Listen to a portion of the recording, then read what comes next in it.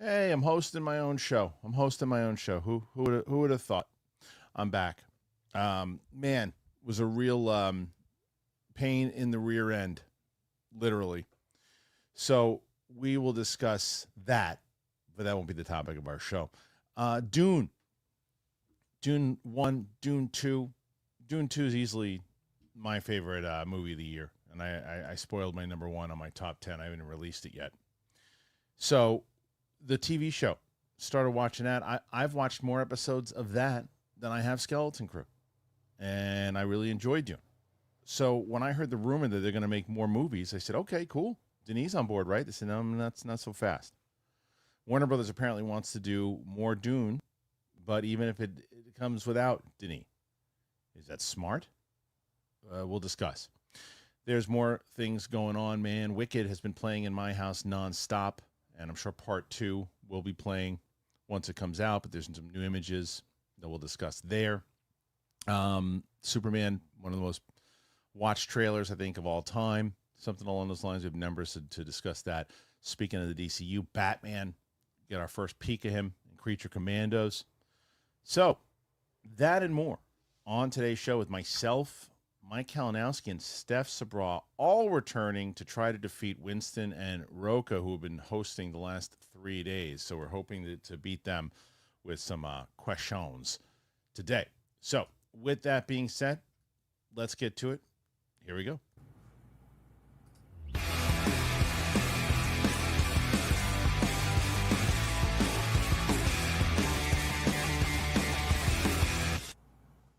Welcome back, ladies and gentlemen, to the Kristian Harloff Show. It's myself and Steph. I haven't heard the new intro. I am a fan. Well, that's hilarious that you haven't heard the new intro because it plays every single time.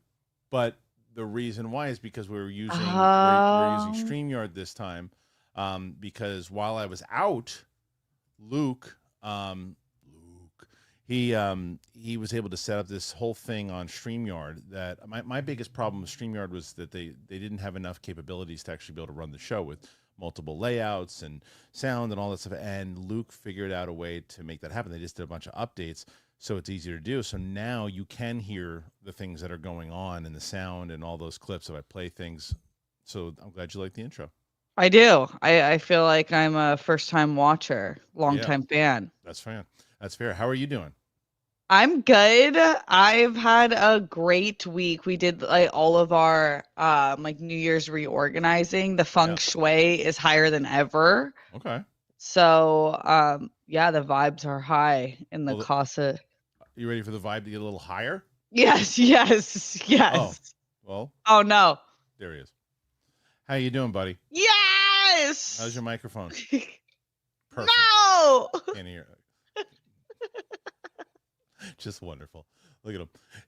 We started the show. I mean, that's actually the best way though. Is like something to get him a little riled up. Let him just start screaming in the background. He can clearly hear the both of us, but we can't hear him. So he's just kind of screaming in the background as his dogs are probably barking and lawnmowers going nuts. So look at him. He's a grouchy old man in the background, just trying to figure out how to get his microphone where he. Can you hear me now? Yes. Fuck, man.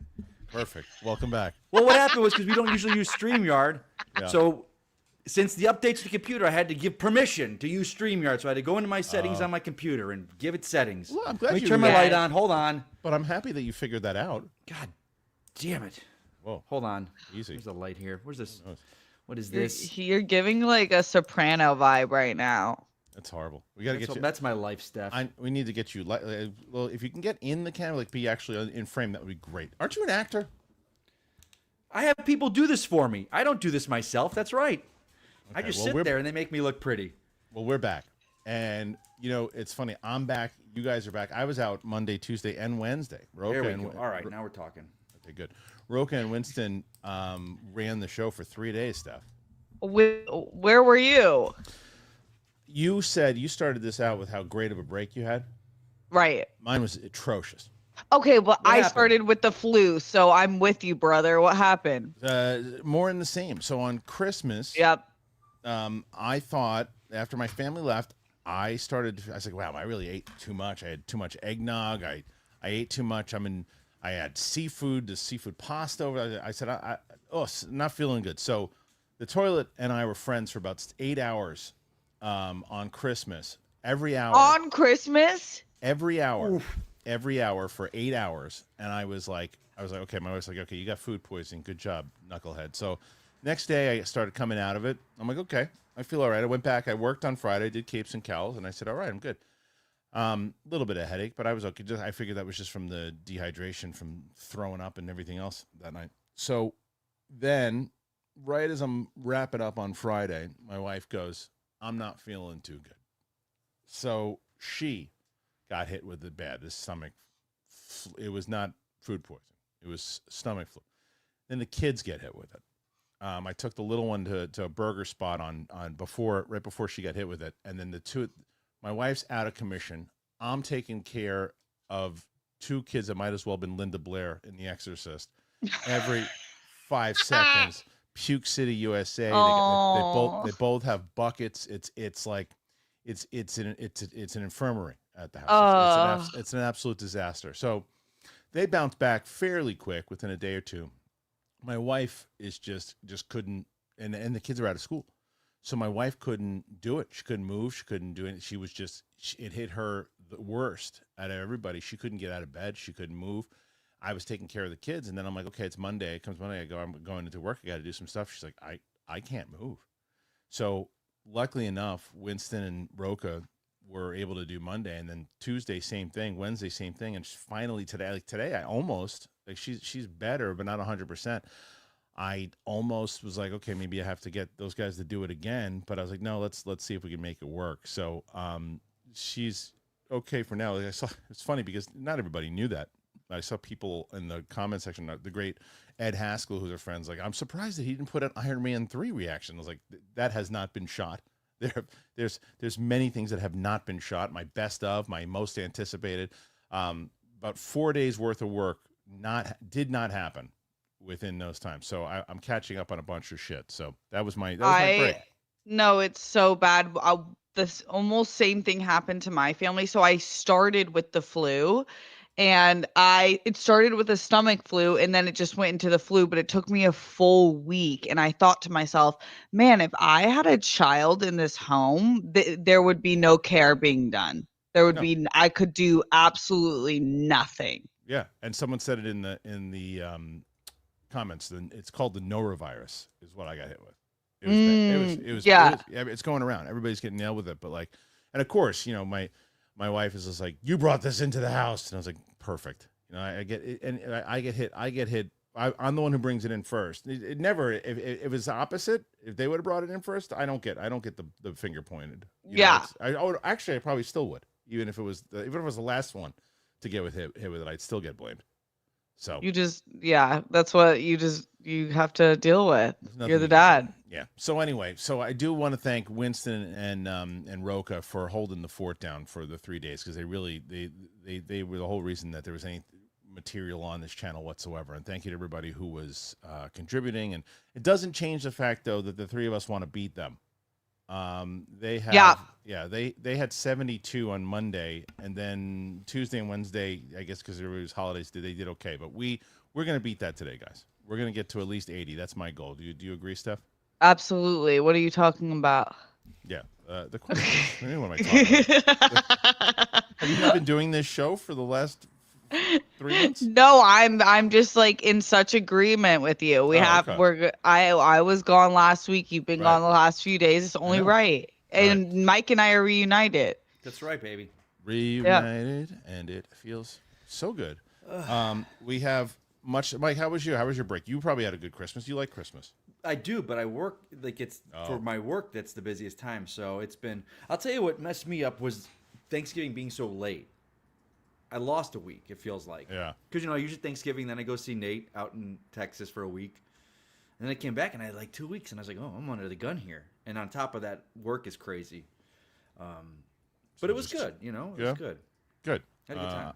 Good. Well, I'm glad to be back here. No sickness, so that's good. Yeah. Well, I'm glad to be back here with you guys at the very least. So let's get into some of these stories, because we have quite a few. So here is the first story. Oh, why is Steph there?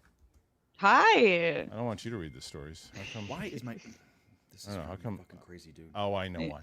I know why. That's why. Now it should work. Okay, let's try this. Ready? There we go. Okay, so Warner Brothers is apparently planning more Dune movies with or without Denis Villeneuve. We now know that Dune Messiah is on the way, but a new rumor is claiming that Warner Brothers intends to move forward with at least one more movie, with or without director Denis. Ed, I can't do anything about it. Don't worry about it. We knew Dune Messiah is on the way, but a new rumor is claiming Dune and Dune 2 director has stated that he has no intention of helming any more movies in the franchise after his planned Dune Messiah adaptation, but that doesn't mean Warner Brothers will stop making them. According to scooper Daniel Rickman, and backed up by a report of World of Real, the studio is planning to move forward with at least more Dune movie and a second TV series. HBO Dune Prophecy was not acclaimed as the films, but it reportedly did pretty well from a viewership standpoint. The first two movies were big successes, but a fourth chapter would still be somewhat surprising, giving the director Frank Herbert's saga going into the second book. Villeneuve has shown little interest in adapting the later novels, Children of Dune and God, Emperor of Dune, as he feels the story starts to become esoteric. According to World of Real source, the filmmakers was rather irked by the potential plans to expand the franchise with or without him. How would you feel about the Dune franchise continuing after Messiah with another director at the helm? Let us know in the comments section down below and check out an impressive fan-made poster for Messiah. This is Messiah. That's kind of cool. Look at that. You see that stuff? Yeah, that looks really cool. Pretty cool. All right, so the idea that this is a well, first of all, have you guys watched Dune, the TV show, Steph? How did you watch the whole thing? Yeah. And what do you think thus far? I liked it. At first, it was a slow start, and I was a little bit nervous if I wasn't finding myself super excited to get to the next episode. And then about episode 4, I feel like it picked up for me, and it ended with enough like intrigue where I'm like, okay, I'm glad they got a second season. I think there's a lot there that I like. And Mike, what about you? I have not, but I'm curious because I was talking with someone about this the other day, and is like you guys were totally on board with Dune 2 and the first one, and everyone loved it. Like I don't hear a lot of talk about this show. Yeah. It doesn't seem like it's taking over like a Penguin or something else. No. Mhm. I figure with that many people loving the films, I didn't even know there was a second season already of it. So Well, there's not a second season yet. well, and what is this 10,000 years before the movies, right? This is 10,000 years before, but like that. No, but I think that what it is. There's two things to this. First of all, the series itself, I don't disagree with you, Mike, that it doesn't have the kind of buzz that the movie did, but also the first movie did good. It didn't do like great, right? And it's also because the first movie, the 1984 Lynch movie, wasn't a movie that everybody was running around saying that's one of the best movies of all time. And even though the book itself was essentially the reason we have Star Wars and other things too, it wasn't in the pop culture zeitgeist the way that other things were. It was the fact that one started to find a life on streaming, and then two became something else. It didn't hit $1 billion, but it was successful. But the series, I didn't think the series was going to be like a Game of Thrones or a one of these shows like Penguin. I just didn't think it was going to happen. But I really enjoy it. And I'll tell you, I was watching one of the episodes last night before I went to bed, and I keep getting messages from people asking me, "You got to watch Skeleton Crew. It's really good. It's really good. You got to check it out. Have you watched it?" And I was like, I would rather watch Dune. I have no interest in Skeleton Crew. I might watch it eventually. I don't know, but I don't. When I was watching this episode of Dune, and I was like, oh, this kind of feels like almost like a Hoth feel of the way they made that feel. And like, I'm like, oh, and then I started getting this like FOMO of what I hoped like they could approach Star Wars like this. And I'm like, don't do that. Just watch Dune and enjoy Dune for what it is, and realize that let people enjoy whatever the hell they're doing now with Star Wars, and just let them do it. But Steph, 2 questions. One, Yes. what were your overall thoughts of the series leading into, do you think that they have really captured it? And two, have you been watching Skeleton Crew? Yes, I with Skeleton. You're just talking about Skeleton Crew in general, or Yeah. Dune? Okay, yeah, Skeleton Crew. I really liked the first 2 episodes, and I was like, this is super fun. It's obviously more geared towards a younger generation, and if I was in that generation, I would think this is so fun. And I still think that. I still think if I was younger, I would love it. It's gotten a little less I feel like it's gone more in that direction as the episodes have progressed, and that isn't as much for me. Like, I don't like when I feel like we land on a planet, have this like huge task, and we can accomplish it in what feels like 30 minutes. That to me takes me out of a show, but I completely, if I was a kid, I wouldn't have noticed that. But it's good. It's cute. I think it's well done, and I like the acting in it a lot. So there's a lot to love in it. It just is. It's not like mind blowing for me. Yeah, it's I just keep having. And Steph, I don't know. They said that. I guess is there? Can you turn? Are you able to turn your mic volume down a little bit? I have been putting it down. Apparently, yours Let me is louder see. than mine. Okay. Mine. And I know I'm trying to get the new Roadcaster. I'm trying to set up this rework week. mine too. Yeah, I have a new We'll Roadcaster, see. or yeah, I have a new Roadcaster that one of the fans got us that I'm gonna set up soon. But Okay. hopefully that helps. Yeah, let us know. Yeah, I just last night I sat down. I said, "What should I watch?" I said, "Do I want to watch Dune or should I catch up with Skeleton Crew?" And I just had no urge. I just don't care about that show. I just don't. And I don't know if it's I care about the show. It's like I just don't really care about Star Wars right now. It's like Yeah. Andor. When Andor comes back, I'll watch Andor and I'll check out. But I just don't think like it's everyone. I can't tell you. I don't see anybody saying anything bad about it. Everyone's like, it's so much fun. You're gonna love it. You're gonna have so much fun. I'm like, I won't love it because I just don't care about it right now. I might enjoy it, but I don't really want to watch it. I will watch. I will finish Dune though. I'm very excited to finish that show, and there's a few other things that I want to check out. But yeah, Mike, have you went back to Skeleton Crew at all? I haven't even started still. Skeleton Crew. Yeah, I'm like you. I just after so many, and if the previous shows had hit for me, I probably would be 100% watching it right away. But I'm just like, yeah. I don't know if I ever will get to it, which is fine. I mean, it's okay. But, Yeah. I mean, Yeah, it's cute. I think if you're doing laundry, it's a cute show. Yeah. And Jude Law is super fun in it. Yeah, let me address the audience. I know, and I know everybody's being helpful. So is it. We did what we could with the adjustments on camera and everything too. I do not have an engineer. You got to understand that. I don't have an engineer, so I don't have anything to where like if the mics. I know you guys are just being helpful. I understand it, but like I have to get this Roadcaster set up, the new one.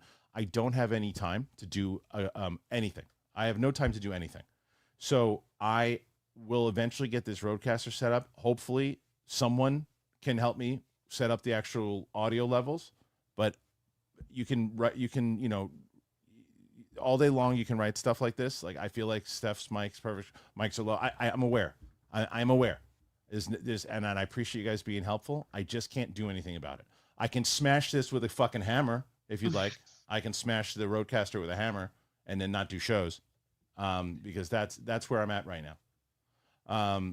Anyway, so Dune coming out is going to be the movies themselves is the bigger question, right? I understand this on Warner Brothers' part. You want to do IP. You want to build out your IP. You have if people are enjoying the show. If people are obviously you got a potential Oscar nominee in Dune, so why wouldn't you? But if Denis is pissed off about it, that's a problem.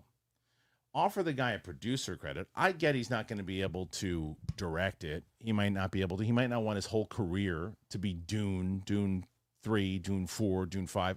I understand that. But don't cut him out.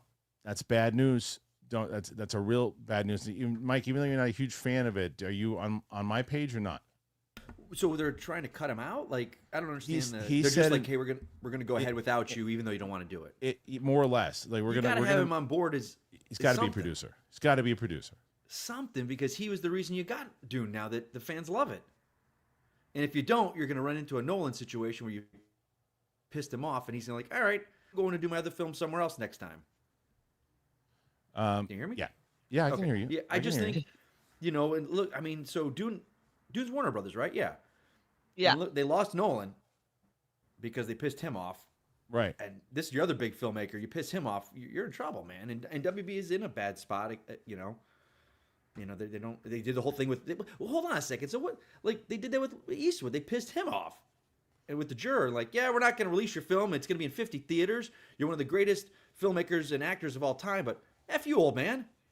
Like, yeah, what are they doing over there? It seems like they just. I mean, they make these decisions that, again, I understand the decision of saying, hey, we got Dune. We own Dune.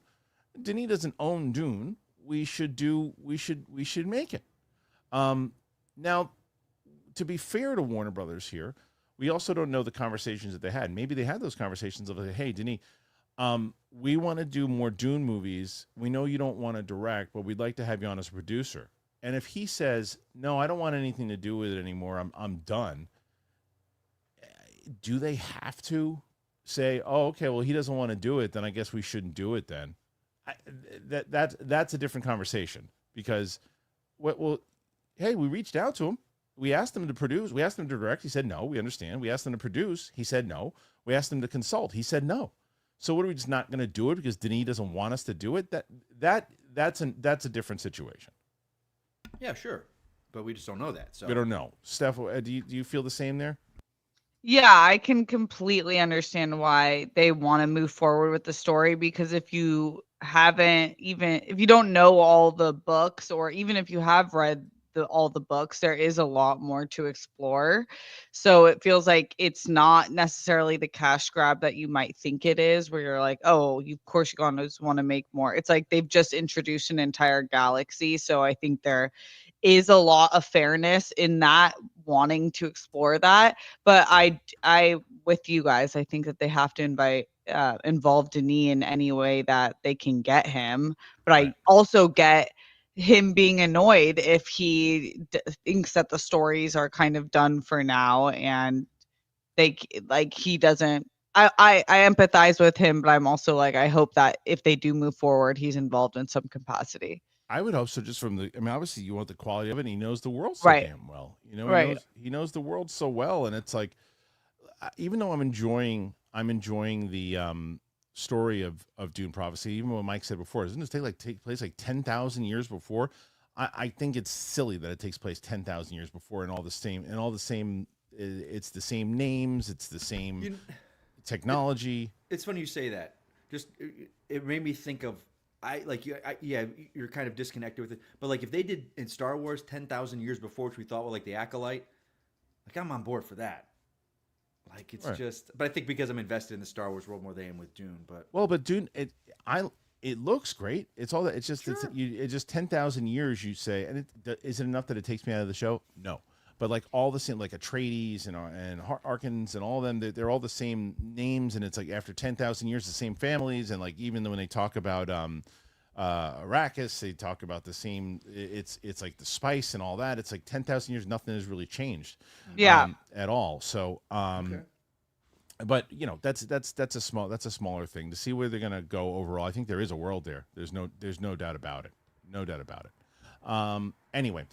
So I guess I ask you guys, what do you think about this? Do you think that this is going to be something that they should do? Should they continue making Dune even if Denis doesn't want to do it? Does it matter if Denis said that they offered him all this stuff and still he said no?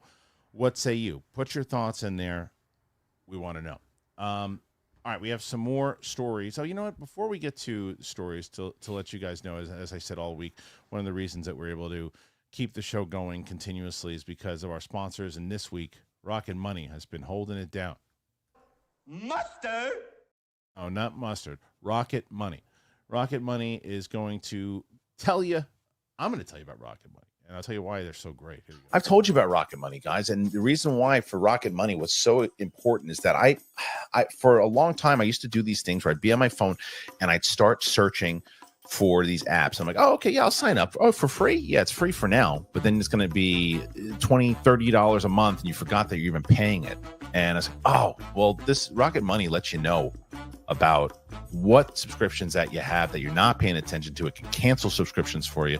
It really is amazing. And it just cuts so much time out of my schedule. And I love it because you don't even know how much you're paying in subscriptions. And you're probably paying way more than you think, because over 74% of people have subscriptions they've forgotten about. And I definitely did that. I can tell you that right now. Like there was a couple of, I'm telling you, some of these apps, I tried some of these apps and I'm like, oh, shoot, I forgot all about it. You think you spend around 62 per month on subscriptions, something like that, but it's close to about 300. You're close to about 300 a month, because Rocket Money is also, it's a personal finance app, and it cancels your unwanted subscriptions. It monitors all of your spending, and it helps lower your bills so you can grow your savings. Everyone that's using it, 500 million in canceled subscriptions. Wow. It saves about $740 a year. It's great. So stop wasting money on things that you don't use. You just cancel your unwanted subscriptions. You go to rocketmoney.com/thing, rocketmoney.com/thing. Very easy. rocketmoney.com. All right. Thank you to rocketmoney.com/thing. Rocket Money. I love Rocket Money. I've been using them forever. I'm really hoping you guys are signing up. Not only are you going to help out the show, but you guys are going to really get yourselves settled in, knowing what the hell is happening with your finances. So make sure you check that out. Okay. So let's get to the next story, because we have a couple of really good ones here. And this one I got to ask Mike about, because yesterday when we were trying to think of what we're going to lead the show with, Luke sent me a thumbnail, and he had me, Steph, and Mike on it saying, oh, new image of the leader. My response was, what the hell is the leader? I didn't know what that was. And then he said, it's the guy from the first Hulk movie. It's like, oh yeah, the thing that drips on his head. I get it. It's like, that's our main story? I don't think so. But there's nothing going on. Some newly revealed Captain America Brave New World promo art finally gives us an official look at Tim Blake and Nelson's comic accurate leader, while similarly highlighting Captain America and Red Hulk. We're roughly 6 weeks away from Captain America Brave New World arriving in theaters across the globe, and another round of promo art has just found its way online. That finally gives us an official look at Tim Blake Nelson's MCU return as the leader. And despite wearing a relatively grounded costume, the villain otherwise looks like he stepped straight from the pages of the comics. There is some familiar shots of Sam Wilson as Captain America, and plenty of awesome shots of Red Hulk rampaging into action. It's still a little strange to think that the Brave New World is focusing on two of the Hulk's greatest foes, and will be shocked Bruce Banner doesn't have some sort of role to play here. At the very least, it feels like Marvel Studios is setting the stage for that long-awaited World War Hulk project. Last September, Nelson shared some insights just how much of an impact Captain America Brave New World reshoots have had on what we'll see in the theaters next month. Well, we're done. I've shot it, he explained. I've actually shot it twice, because I did it originally a year ago. Then we came back and we did a lot of it at the beginning. This summer, every single movie I hopefully do makes it better. I've probably done around 60 movies in between Hulk and Captain America. Brave New World, so there's dozens of increments of improvement. It was a great challenge, and I was guided beautifully by Julius Ona, who is an indie director. These are real directors who want to work with real actors and give them the opportunities to play outlandish characters. Marvel supports that. Check out the new revealed Captain America promo art. There it is. Okay, let's see. You can see some of that stuff there. But all right, so this is the leader. Areas up top. Mike, so explain to me, what the hell is a leader? It's Samuel Stearns is the character, so it's just. It looked really cool, like in that shot, and I read an article where he had a quote a couple weeks or maybe months ago where it's all prosthetics. They weren't doing CGI. He wanted to be on set, having it on his head, and letting that kind of inform his acting. So that's kind of cool. It looks cool. I mean, hey, we'll see what we got. I just feel with this film, I mean, you got him, you got the Red Hulk, you got Giancarlo Esposito's character is a bad guy. I don't know, man. That's a lot going on in this movie, and just hearing. And again, you never know what to believe in as far as hearing that they reshot pretty much the whole movie, and they're constantly. I think they were just doing reshoots like up to last month in LA. So I don't know, man. I reshoots, of course, are always on a film, but 2 months before it releases. Well, I don't know, man. There's been a lot of reports, stuff that this one's been in trouble. The first test screening, obviously, for the first version of this one, not so great. So they basically shot a whole new movie. Then there's reports that they reshot it. They put out the trailers and they screened it, and then it didn't do well, so they're reshooting again. This movie's going to cost $7 billion before it comes out. What do you think overall? First of all, the first question is: are you excited for Captain America: Brave New World? And if so, do you have any worries about this? What do you think? I want this movie to be so good because I just feel like I really love a lot of the people involved in it. I want Marvel to get a win. I feel like they've taken some time, and it'd be nice to see if this was, one of those projects where that's represented and the direction they're going to be going in.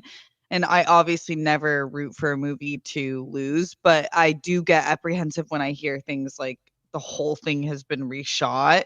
I think that can be really great, or it could be as it sounds, which is a little bit disastrous.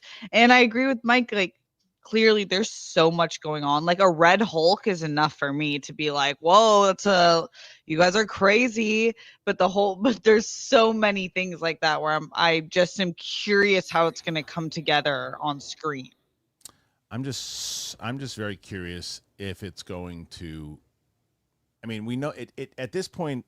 I don't know if you're going to real figure how much this movie costs overall, but you got to guess it's going to be somewhere in the $400 to $450 range with two movies that are basically being shot. But so the idea that it's actually ever going to make money is probably slim to none. But I think they understand that kind of going in. The question is, how much will it lose?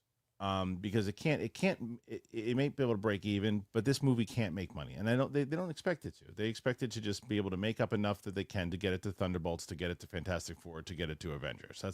That's what they're hoping. They just pass the ball, make enough that we made up, the reshoots. Maybe we can break even on this thing if we're lucky. Go ahead, Mike. I mean, just hearing you say that it is such a change and yeah, like, from what they were to what this is like. Oh, let's just hopefully we can make it to this final one. And I mean, I don't want to.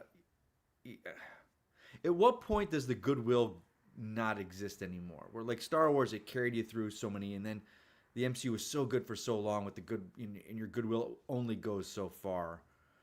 But then to see like every news event lately for the Avengers is Scarlett Johansson's back.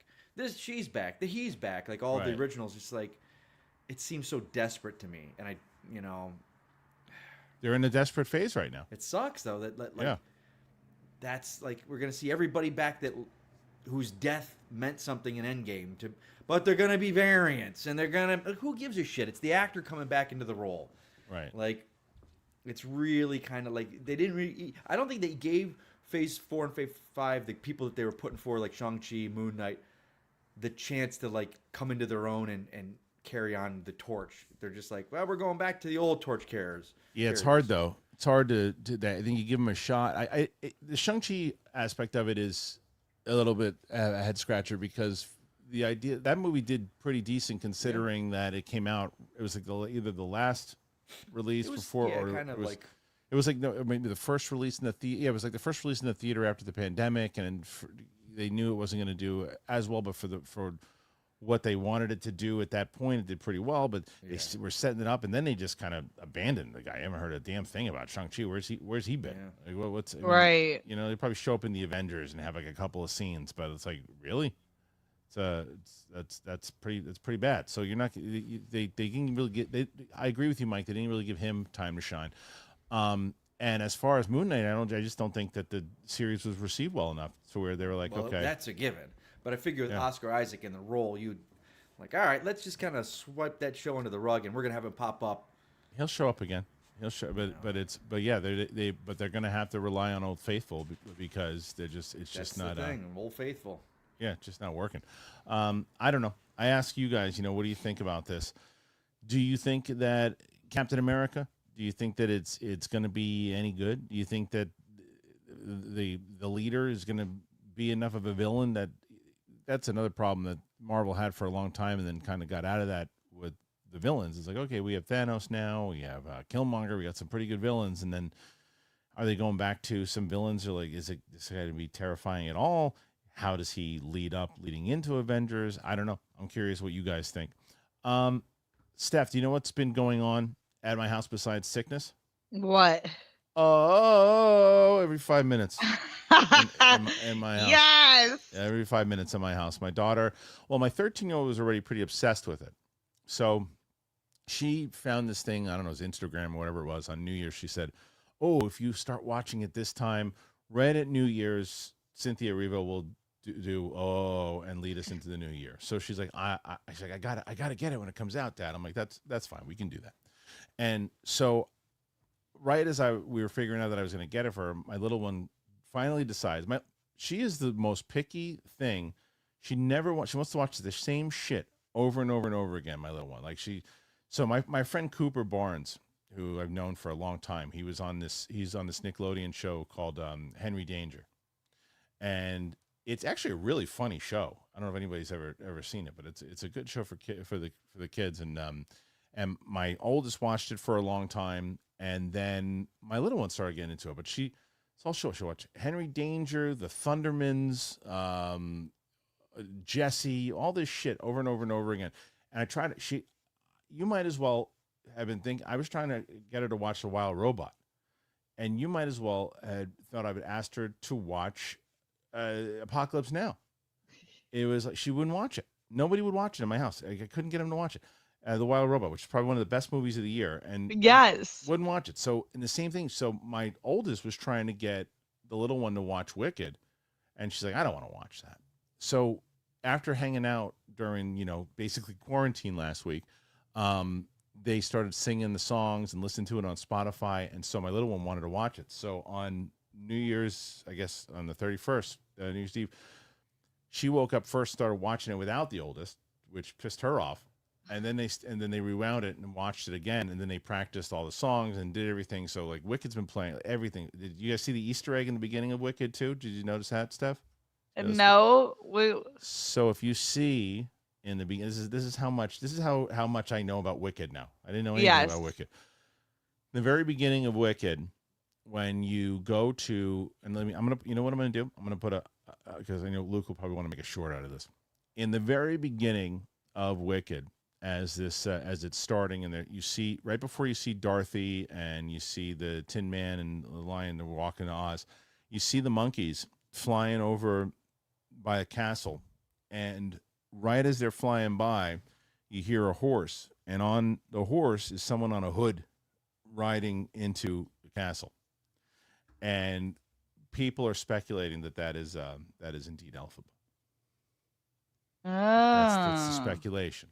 That's the speculation. So that's, okay, I didn't notice that. So if you go and you look at now, when you watch Wicked in the very beginning, so again, Easter eggs that I'm finding from watching this movie 1,000 times. Yeah. So that is something that I would say for people to check out. You can go and check that in the very beginning. And I actually took footage. I'll send it to Luke. Anyway, so the reason I bring all that up is there's a story going on. Speaking of Wicked 2, there it is right now. You got the Wicked. Is it called Wicked for Good? Is that the second one? Oh, okay. Well, footage reveals new looks for Cynthia Erivo, Elphaba, and Ariana Grande's Glinda. The first footage from Wicked's sequel, Wicked for Good, has leaked online, and it features a sneak peek at the new looks for Cynthia Erivo's Elphaba and Ariana Grande's Glinda. See them both in action here. With over $640 million at the worldwide box office, Wicked has become the highest-grossing Broadway adaptation ever.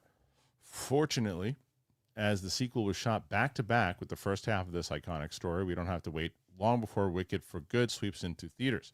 It's likely to even be bigger hit and be shocked if Universal Pictures isn't already plotting various spin-offs and expansions of the musical. The studio has, however, cut Wicked off at the knees by making it available on digital so soon. I don't agree with that. Look at Five Nights at Freddy's. Regardless, a first look at the Wicked sequel has found its way online today thanks to the special features included with the digital version of the movie. Both Cynthia Erivo's Elphaba and Ariana Grande's Glinda have been aged up since we saw them last and are rocking new looks. Both leads also tease the evolution of their respective characters, with Erivo sharing her excitement to also explore Elphaba's inner darkness. A time jump follows the Broadway version of those stories, and those who have seen it will know things are going to get crazy from here. Last year, John Chu was asked about the possibility of The Wizard of Oz's Dorothy being part of Wicked for Good. In the show, Dorothy is around. The filmmakers started they have to intersect, and you can only tease it so much. I won't say whether she's a character necessarily in movie 2. There's a part of me that wants everybody's Dorothy to be whatever Dorothy they want, and yet there is an interaction and some crossover, so I'll leave that up to you. So let me see. I'll find those pictures in just a second. But Steph, how much did you love it? Oh, I'm obsessed with Wicked. It's like a sickness. It's become a personality trait. Like there's a group of us where it's a personality trait, and I get that we're insufferable, but it is coursing through my veins at all times of the day. It has completely taken over my Spotify. I just am so excited for the second one, and I love that it's like I don't know. It just feels like a lot of people. I get if it's not your favorite movie, but most people like it, and it's like fun to see something that's not so divisive that makes Right. people really happy. Yeah. So I'll show you some. Have you seen the pictures yet, Steph? Yes, Oh, you have seen them. Okay. So some of them because it was acting weird. It wasn't playing in full time, so it's okay. nice to see it stop. Yeah. Yeah. Okay, sassy. Yeah, sassy indeed. So Yes. Mike, have you seen this yet? Yeah, I did. And what'd you What, think? You're just showing us or Wicked? No, the movie. Yeah. And what'd you think of the movie? I like. Okay, so I knew the story. I didn't read the book or see the show. And a bunch of our friends were going. A bunch of our gentlemen friends that in West Hollywood that always go see movies together. And Shannon and I were kind of like, yeah, we're excited to see it, but more for going with the group. This was like their Endgame, Avengers Endgame for them. Right. And I like. It's funny because we were joking because we went. There's like 50 of us, and we're in the back row. And I was like, oh, I'm gonna put the straight people in the back here. I see how this is. It's a joke, but then Shannon looks over me, and I'm bawling. There's twice in that movie I am bawling. Like that scene where they're doing the dance and touching those faces. Bawling like ugly dude tears. Yeah. I loved it. I thought it was great. I thought, So I enjoyed it. So I'm excited for the second one. Yeah, I think the second one's gonna make even more money than the first one, obviously, because it's becoming more and more of a thing. But I did disagree with it getting cut off at the knees, because the people who really want to see this movie again in the theater, they're going to go for the theater experience because they see it. My daughter is an example of that. She's already seen it on digital a bunch of times. She wants to go back to the theater and watch it. She wants to sing along with it. So people who have seen it already are the ones who are going to go back to see it in the theater. So I don't think this is a different circumstance. I think that they're aware of that. So you're saying that you don't think this cuts them off at the knees. You're saying, yeah, I agree with that. I think that I'm going to go back to the theater. I know they're doing like a sing-along release. I'm going to probably do that too. And I bought it at home, but I know there's people like my mom who's just so busy, couldn't get herself to the theater, but she bought it the first day it was available at home. It's just different market. Yeah.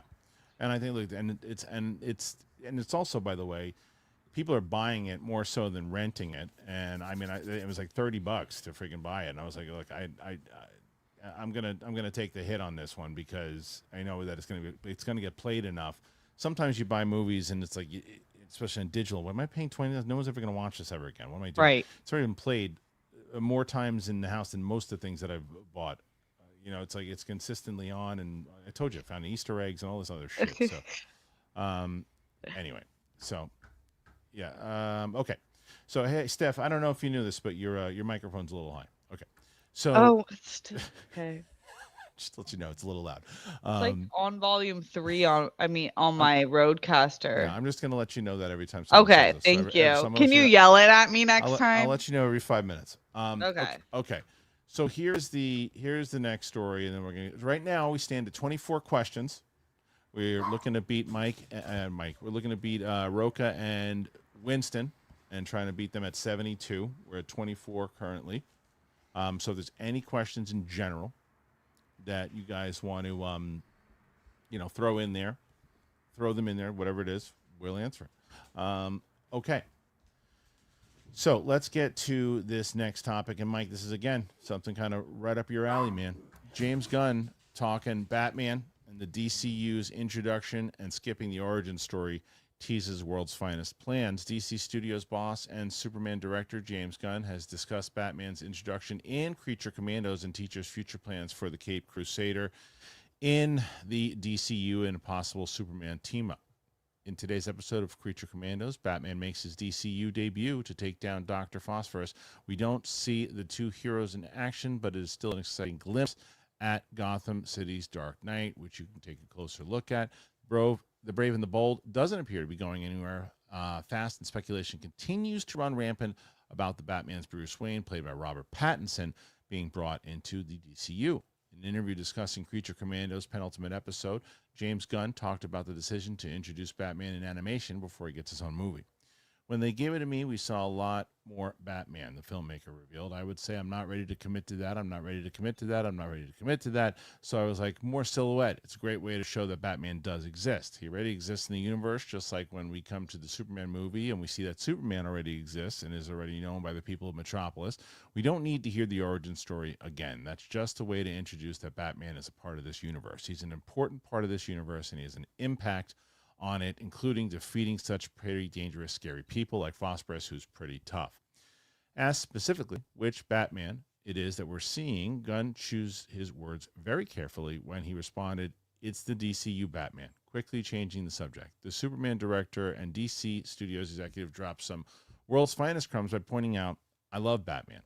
I've loved him since I was a little kid. He's one of my favorite characters. We're going to do great things with him. He's the most popular superhero in the world, and I can't wait for people to see more of him along with Superman and together." While work isn't progressing on The Brave and the Bold or The Batman 2 as quickly as fans would like, Clayface is being released in theaters next year, and that would be the perfect opportunity to introduce the DCU's Bruce Wayne. Batman showing up even for a cameo would also increase interest in that project. Who do you think should play Batman? Yada, yada, yada. Okay. Mike, we haven't really discussed, man, because there's been a lot of stuff going on with the Batman, as they mentioned in this article, right? Mm-hmm. And I think I saw your tweet where you're kind of on the page that I think myself and Winston were at, where it's like at this point maybe the Reeves thing, bless you, maybe the Reeves thing just isn't happening right now. Maybe it shouldn't happen. Should they fold this into the DCU? So I want to get your thoughts on about that whole scenario.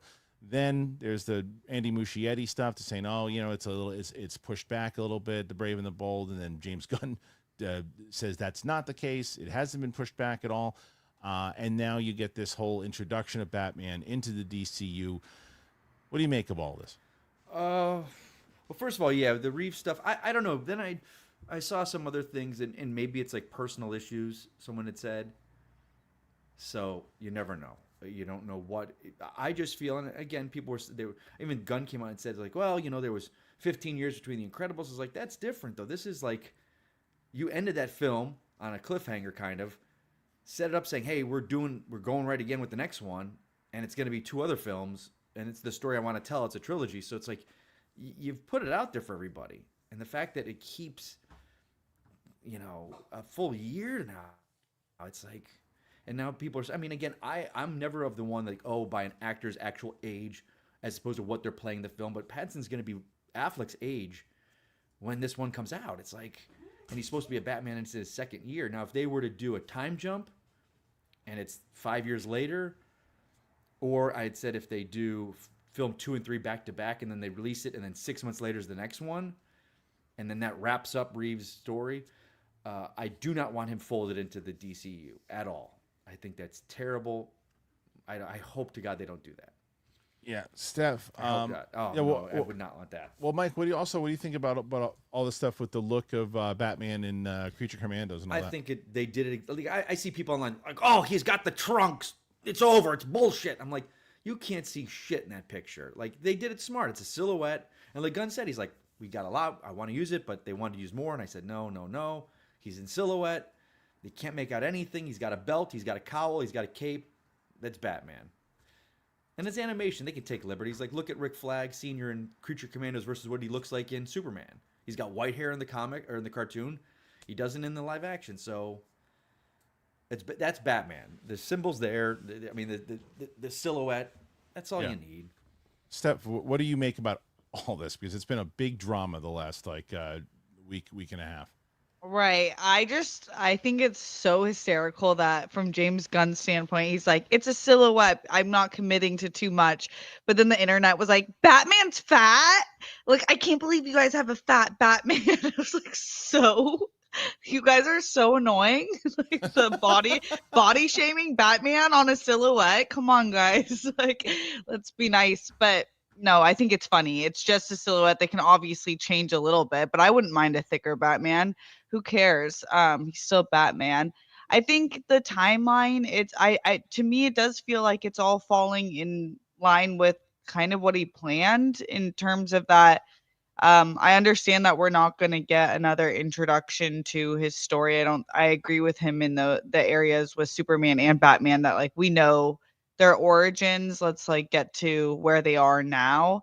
I think the introduction in Creature Commandos is very James Gunn fashion. Maybe it'll make more people start to watch it. I really am enjoying it. I'm not caught up yet, so this was a little spoiler, but I don't really care about this type of spoiler. Yeah, I 'Cause mean, it's like you know he exists in this world.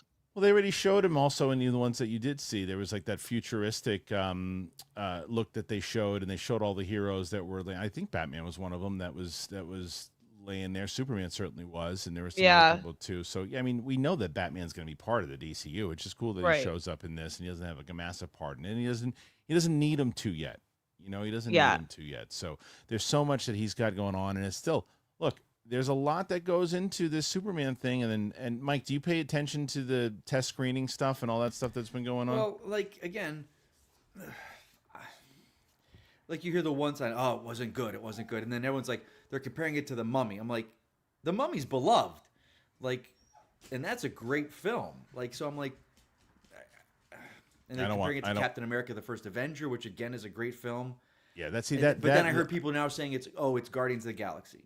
Well, those are so what is it? Two vastly different films, or three vastly different films, and every one of those is a good film. So if it's going to be Guardians of the Galaxy level, like fun and just like, I think people are, and it's funny, like the backlash people get when they talk about Gunn, and they're like, oh, and they're saying from the director of Guardians of the Galaxy, like that they're like, oh, they can't use anything else. It's like, look at what he did with D-list characters that even myself, who's into the comics, didn't read.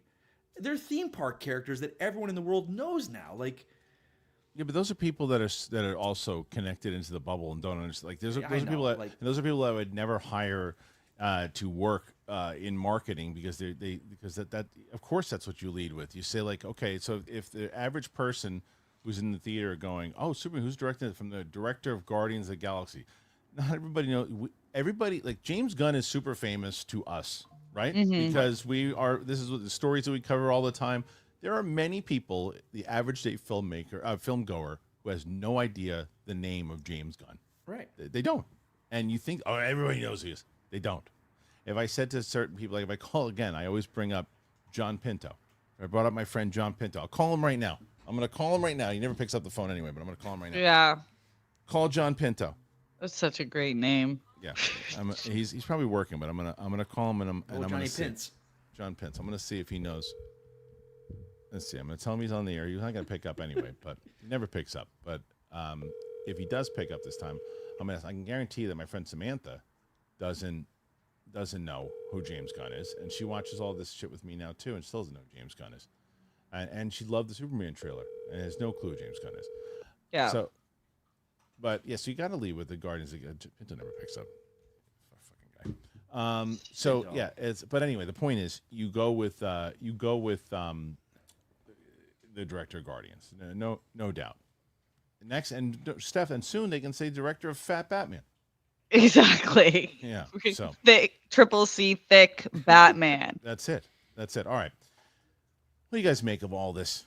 What do you think about the Batman stuff? What do you think about the DC in general? Where it's at. What say you guys? Put your thoughts in there. Put your comments in there. Let's get to it. Speaking of let's get to it, as I mentioned to you, Monday, Tuesday, Wednesday, we had Winston and Roca on here, and they were holding the fort down. And they started on Monday pretty big with 72 questions. Well, we are just getting started, and as we're getting into it, guys, we're at 31. Okay. 31 questions to start. We can do that. That's not a bad start. That's not a bad start. And people usually like to try to beat Roca. So it usually starts to pick up towards the end. Kalinowski knows that. Steph knows that. So let's get to it. The first one comes in. We're starting us off with Pete Parker, 2288. Hey guys, Happy New Year. Figured the show would have been canceled after Roker hosting for 3 days. Maybe next time get Dagnino to host with him. You know, I spoke to Dagnino the other day, and definitely, I think that what we're gonna do for Wednesdays, we're gonna have like guest people come in. Like Clark's gonna come in a few more times. I had RB3 on recently. I'm gonna have on Finstock. I'll have Riley on. I talked to Ellis. Ellis is gonna come on and do some stuff. So. We will have some new guests coming in there. Ewok. Squid Game has to be the most addictive, binge-worthy, dramatic series I've ever seen. Can't wait for season 3 as well as Fincher's U.S. spin-off version. Steph, do you know what my favorite episode of Squid Game is? What? The ones I've never seen. God damn it, Kristian. Not a one. What's wrong with you? Tons of stuff. Yeah, that's true. But but I feel like there was that moment when it came out in pandemic, everyone watched it because it was like Tiger King. Yeah, right. Everyone except who? You did you watch? Right. Did you watch Tiger King? Yes. Okay, so what happened? Never got around to it. Kristian. I know. I am like, but to show you, this is what I'm talking about. What happened this week, and now. I can't promise that this is going to happen now, but this was my plan. Sam was supposed to come in Monday, Tuesday, Wednesday, Thursday, and Friday. Sam was supposed to come in. We were going to watch 3 MCU films, and we were going to watch 4 episodes of Squid Game season 1. That was going to be what we were going to do. I don't know if I can get her in that many times next week in order to do that. If I can, then I potentially will, but I do want to watch it. But everybody loves it. Everybody says it's great. You love it though, right? It is so okay. So I don't love a lot of shows that don't spark joy. This show is like Penguin, where there's not a lot of joy sparked, but it's so well done that it just has me by the throat, and I have to watch it. And we binged it in like 2 nights. It's so good. I'm a little sad, but I was expecting that it would end kind of abruptly because I know that season 2 was really one big large season was season 2 and 3, and so they were going to cut it at some point. Yeah. But man, I hope we don't have to wait 3 years again, because it is now such a huge cliffhanger that I don't want to wait. Yeah, that's what I hear. I got to check that out. So we'll see. Mike, you don't watch that show? I don't. I didn't watch the first one. I didn't think so. I'm so fucking behind. Ewok. As for Dune, the later books are so weird. I think that they'd have to make some significant changes to make them more accessible for cinema audiences. I hear that. A lot of people said, do you know the stories, Steph, or you just have heard the same thing? Yeah, I've only read the first 2, so okay. I know, but I know that there's a lot of fan fiction books too, and there's only like he himself only wrote like six in this series, I think. But yeah, I think they get really weird. Then his son took over at one point, right? Is that what happened? Is Frank Herbert's son? I don't know. I guess that's what Tolkien's kids did. Is that maybe? I don't know. Maybe I'm getting them confused. Roman Fedorak. Hey, all. Hope you're doing all right. Sending good vibes everyone's way. And he follows it up. Mike and Steph, worst movies that you saw in 2024. Oh, man. I really don't finish movies I don't like. What'd you see? Okay, my least favorite movie I watched. I won't say it's a bad movie. It's my least favorite movie I watched of the year. I hate it so much. Is Terrifier. I hate. They made you watch that, huh? Yes, and I actually, for the first time ever, was like, I'm not watching 2 and 3 because I was so messed up on the car ride home. I had to call my sister because Harry wasn't answering and being like, stay with me on the phone. And I kept thinking Arthur was behind me in the car. So why did you agree to do that one? I didn't know it. Well, it was an hour, 20 minutes. This is how it was pitched. It's an hour 20. You're going to get in, you're going to get out. No. And no. And I'm still not out. I just saw somebody do this, and I actually think it's kind of shitty that they did this, to be honest. But I saw on Instagram that there was this woman who got her whole family in to watch a holiday movie, and then she put on Terrifier 3 and made him believe it was a holiday movie. I guess it opens up on holiday or whatever. And it's like there's all the old people who are watching it, and the guy's like, what? And then one guy goes, "What the hell kind of movie is this?" No, exactly. That's what I kept thinking. Like, because I know that the creator has done so much with Yeah. the budget and the effects, and there's some high praise to be given. However, in the same vein, what the actual fuck? I What's don't- wrong? Yeah, I will never see that movie. I will never. Good. See that movie. Mike, what's the worst movies that you saw? I Madam hate Web? saying worst, but biggest disappointment and Joker 2. Oh yeah, it's pretty bad. I do declare. Isn't that crazy? You guys were so excited about it. Oh yeah, Because the first one's so good. the first one's so good. Yeah, It is. Okay, You know, I saw Craven, is it pretty but bad? there's actually some stuff I liked in it, Okay, and there's actually a good story that just you could tell the studio just was like edited and cut Yeah. and this and that. So I'd watch Craven again before I'd watch Joker again. okay. Mike Joyce, I think that you three would like Skeleton Crew. It's good, but there's a lot of haha kids are dumb humor, which is the only issue I have with it. I am not doubting. There's so much talent that is involved with the directors and everybody involved with it that there's nothing. There's not one time that I've talked about this show and I'm like, it's just probably a terrible show. The first 2 episodes I remember watching, going, it's cute, and fun time watching it. But it's not one of those shows that I care about. I don't care about this show. I'm glad that people are enjoying it. I'm so excited for Star Wars that people are not crapping on it again. They needed to win, so it looks like people are enjoying this one. I've seen nothing except praise for people who are watching it. I am just and I might wind up sitting there and going, all right, I'll turn this thing on, and I'll most likely say, hey, cute thing. But I don't know if I've cared about a show less.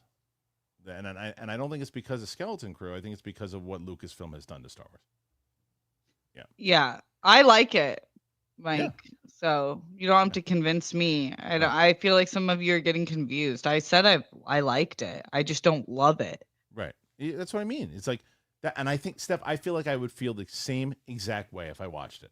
Yeah. But you're choosing to watch it. That's the Yeah. difference. You're just choosing to watch it.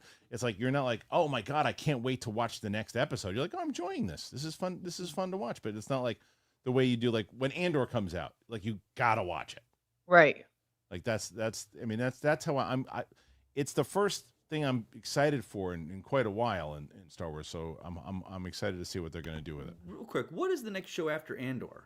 Do we know? I think Ahsoka season 2. But that's not going to be the movie. No, the movie is Mandalorian and Grogu, and then they don't. I don't. Who Are knows? they doing Filoni's like joint universe movie? Nobody knows. Nobody knows what the next movie is. Look at us. We're in this world and we don't know. Nobody knows. Nobody knows what's coming out. There was supposed to be the Rey movie. Nobody knows It's true. the troubles I've Yeah. seen. Nobody knows except Kathleen Kennedy. All right, here we go. Mike Joyce. Also, a lot of cool world building and creature design. And, That's again, never a problem with Star Wars. No. They've always got cool things. Yeah. It's a sandbox that's got cool toys. Unfortunately, the kids in the sandbox don't know what they're doing. Yep. Fabricio Rodas.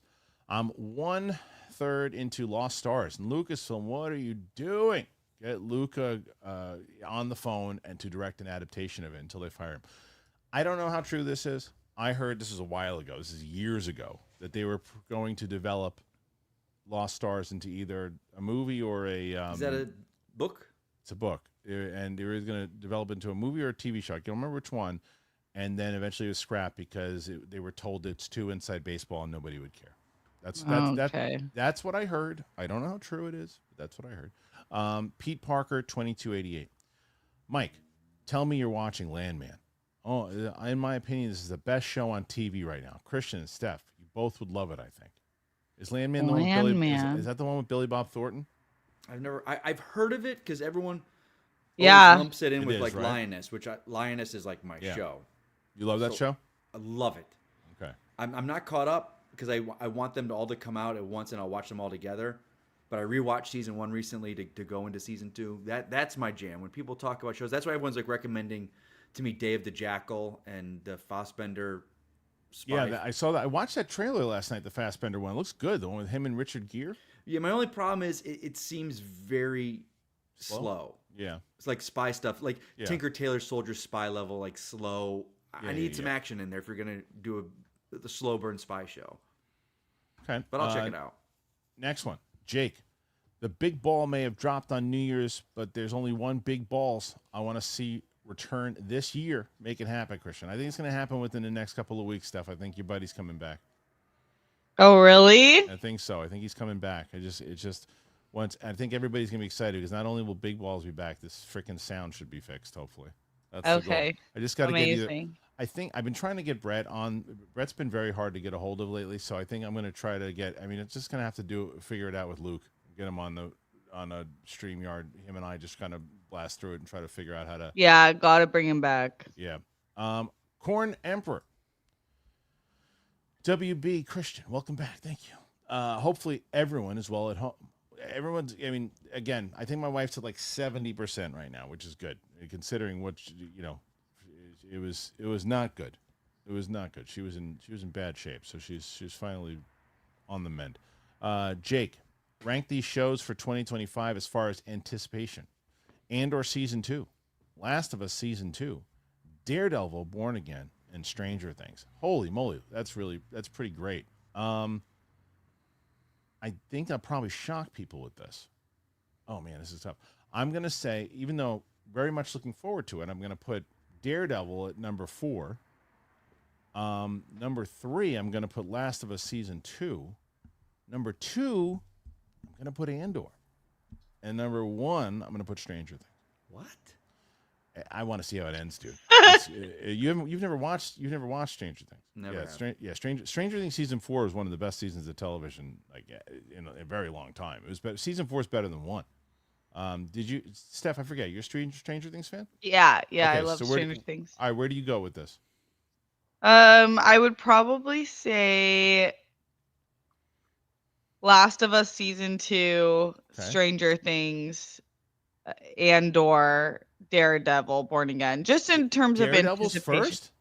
Oh, sorry, that was opposites. Oh, okay, so all right, so do it again. So, Do it okay. from worst, from least to most. Daredevil least. Okay. Then Last of Us. Then Andor, then Stranger Things. Stranger Maybe Things. yeah. Okay, so you're Stranger Things. And Mike, let me guess, because you never watched Stranger Things, so I would say that. Did you watch Last of Us? Nope. Perfect. So it's between Andor. So Andor for you is number 1 and Daredevil number 2. No, Daredevil's number 1. Really? Oh, Dude, you Daredevil, love that Netflix series. Yeah. He's my favorite Marvel character, and that Netflix Oh, I didn't show know is that. just the gold standard of superhero television. Okay. Yeah, but what do you think they're gonna do with on Disney Plus? I'm a little scared. Well, I the fact loved that it on Netflix too. I'll say this: the fact they admitted, like, "Ooh, what we were doing was wrong. We got to," like, the fact that they didn't bring back like Foggy and Karen. They didn't bring back the actress that played Vanessa, and they got a new actress. I was like, "This is everything you're doing is wrong." Right. And I think they realized that real quick because we fell in love with all those characters. And like the relationship with the actress and Vincent D'Onofrio made that relationship work. And you're just going to bring a new actress in? I was like, no. So in hearing everything that D'Onofrio and Charlie are saying about this and that they did, like, I'm like, I think they're going to push it. Okay. Yeah. All right. I so trust you. Yeah. let's see. That was from Jake, and now Tom Hanks. To quote Mufasa, "It's time to tell 2024 bye-bye." Did anybody see that movie? No, not yet. No. What do you mean not yet? You're never going to see that movie. I'm gonna see it when it drops. Really? I mean, I hear it's decent. It's fine. Okay. It's fine. Handsome Ransom. Steph is taking no L's in 2025. Let's friggin' go. Absolutely. Yeah. This is my year. Yeah, This I like is my this year. setup's better now too because you guys can actually see the questions, right? Yeah. All right, good. Joe for show. Hope you all had a good and safe New Year's. Yeah, that was like I said. I just watched Wicked with my little one. It was my older one, my oldest one, at night. Everybody else was sleeping, and then fireworks here where I live. It happens July 4th, obviously. Christmas they decide to let off, like Sure. No, it's not sure. It's bullshit. People, nothing surprises me anymore. at midnight. People are letting off fireworks over here, like and not like little dinky ones, like the shell, the ones that go. Those Jesus is born. but not a. No, yeah, I mean, I guess at midnight, but it's like, give me a break. Like, I don't think that was his actual time.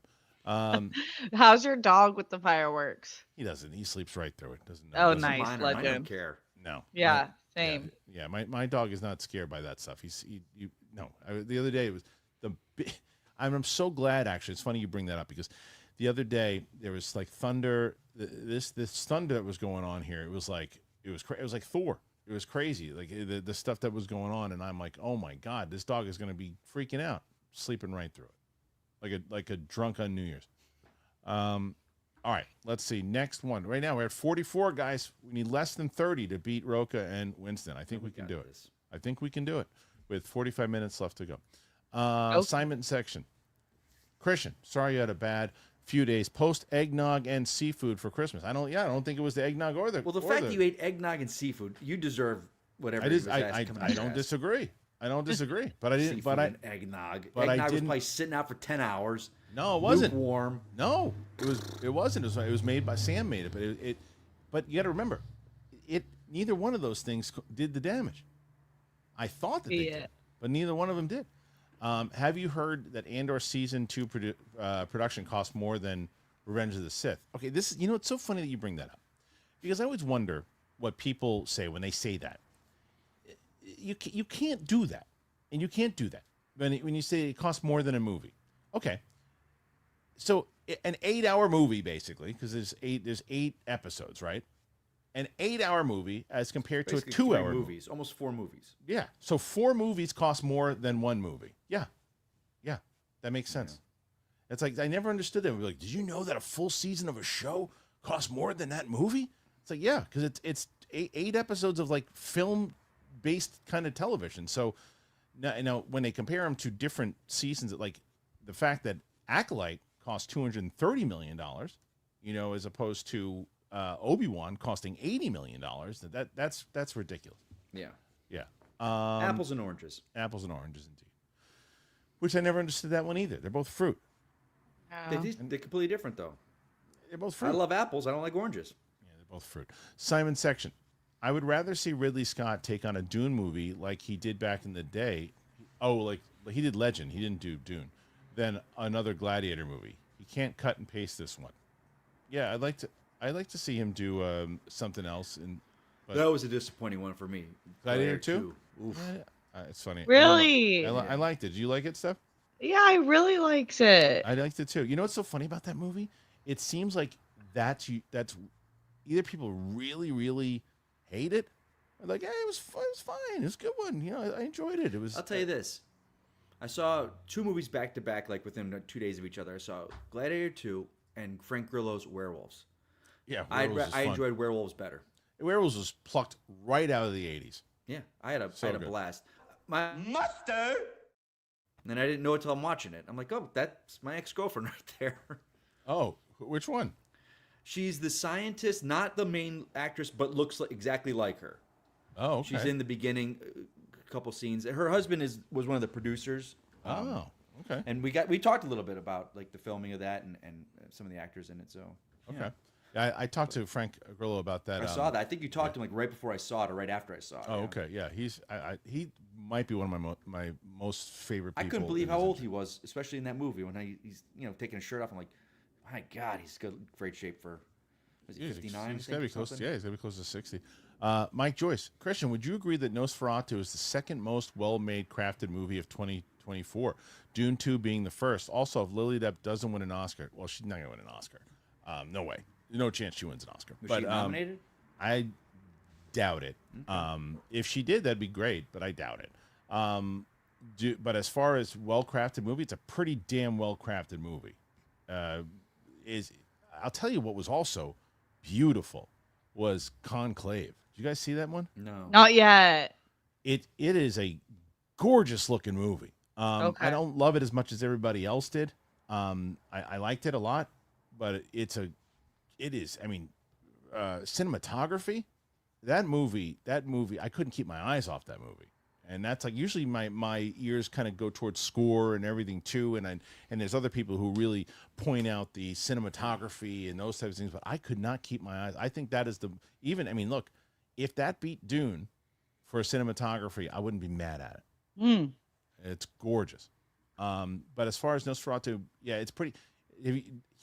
Are you able to see that one, Steph? You'd be able to see I'm that gonna one. watch that. Yeah. You'd be able to see that because you liked Bram Stoker's. Yeah, The Francis Ford Coppola's version. I like vampire movies in general, even if they are a little scary. I can. Yeah, it's creepy, but it's it's Robert Eggers, so you're Yeah, get that. I'm definitely gonna watch it. Pete Parker 2288. Mike, that Griswold house looked awesome. What was that? Did you so do that Shannon for? on Christmas Eve? She's like, "Hey, we're gonna have dinner, and then I'm gonna take you somewhere." I'm like, "Okay." We drove for about 45 minutes down, kind of towards Disneyland, and there is this house that this man transformed into the Griswold house. Somebody did that in Long Island too. Yeah, and it's like they've got the RV, they've got mannequins of every scene in the movie, they've got the car with the tree. It was insane. Yeah, they did that. Awesome. I didn't see it, but they did it over here too. But that's pretty great. Gopal, what's up, buddy?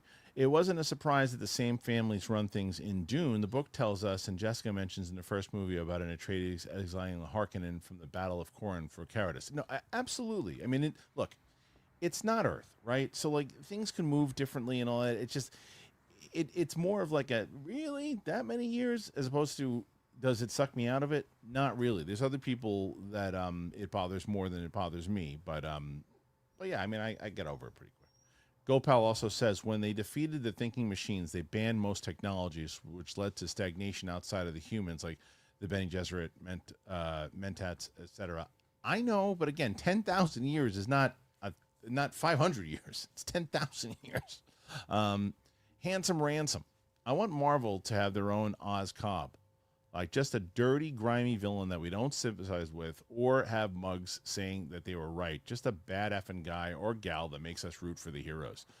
I know. I had this conversation with my daughter because we were talking about Wicked and we were talking. I get annoyed. I don't know. And Steph, I know you are not on the same page. You're more on the page with Vivian, my daughter, than me. I get annoyed that and Mike, I think Mike's on the same page with me on this. That all the villains now in every movie, here's why they're bad, and they're not really bad. I'll tell you why they're not really bad. And actually, are they even bad, or are they actually bad? It's like let bad guys be bad guys. And I don't know, and I think that's what I think Oz did that. In wait, Steph, you say the name of the show. In Oz Cobb. And Penguin. I love the way you say that. Okay. Penguin. Yeah. What do you say? Penguin. I like the way you said it. So, but I liked, there was no, because any second you thought, right. Hey, wait a minute. I like Oz. You got slapped for thinking that. You got slapped for it. You got dick slapped. Yeah, literally. Like, shut your mouth, you idiot. You thought this guy was good? No, that's how I felt. That's a villain. That is a villain. And it's like, wait. Oh, man, I like Oz. No, you don't. You think you do, but you don't. And, like, I just can't. Everything is like, oh, that's a good guy. Maleficent. There's a reason why she's so evil.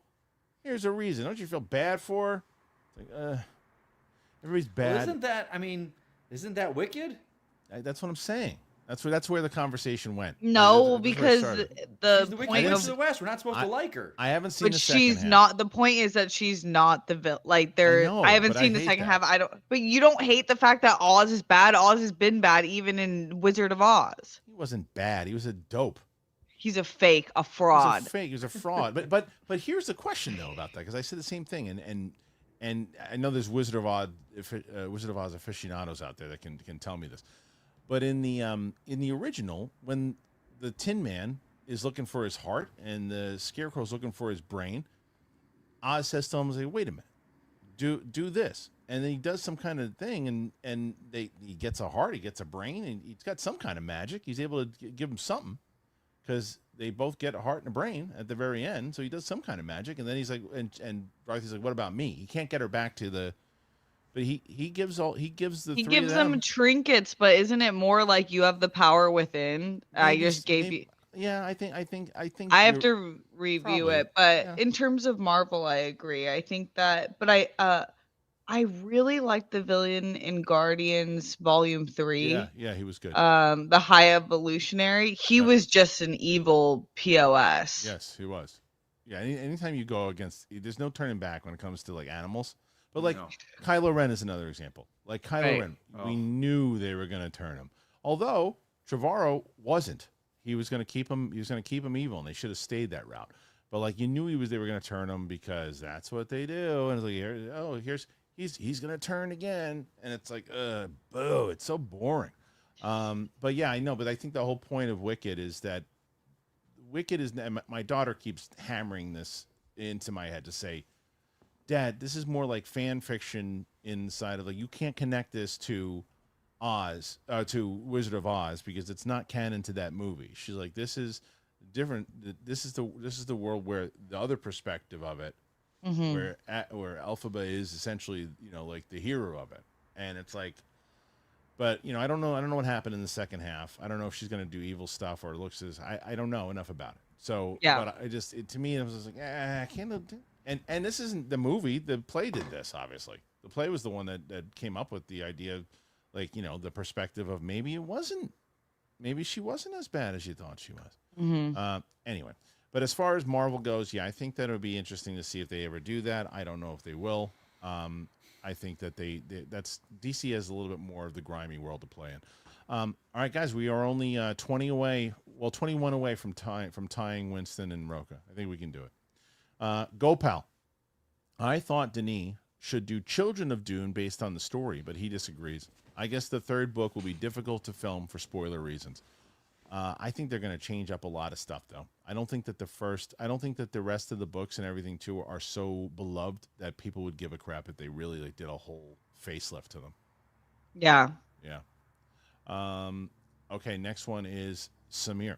Skeleton Crew is a wonderful show for families. Do your girls have any interest, or do they not know it exists?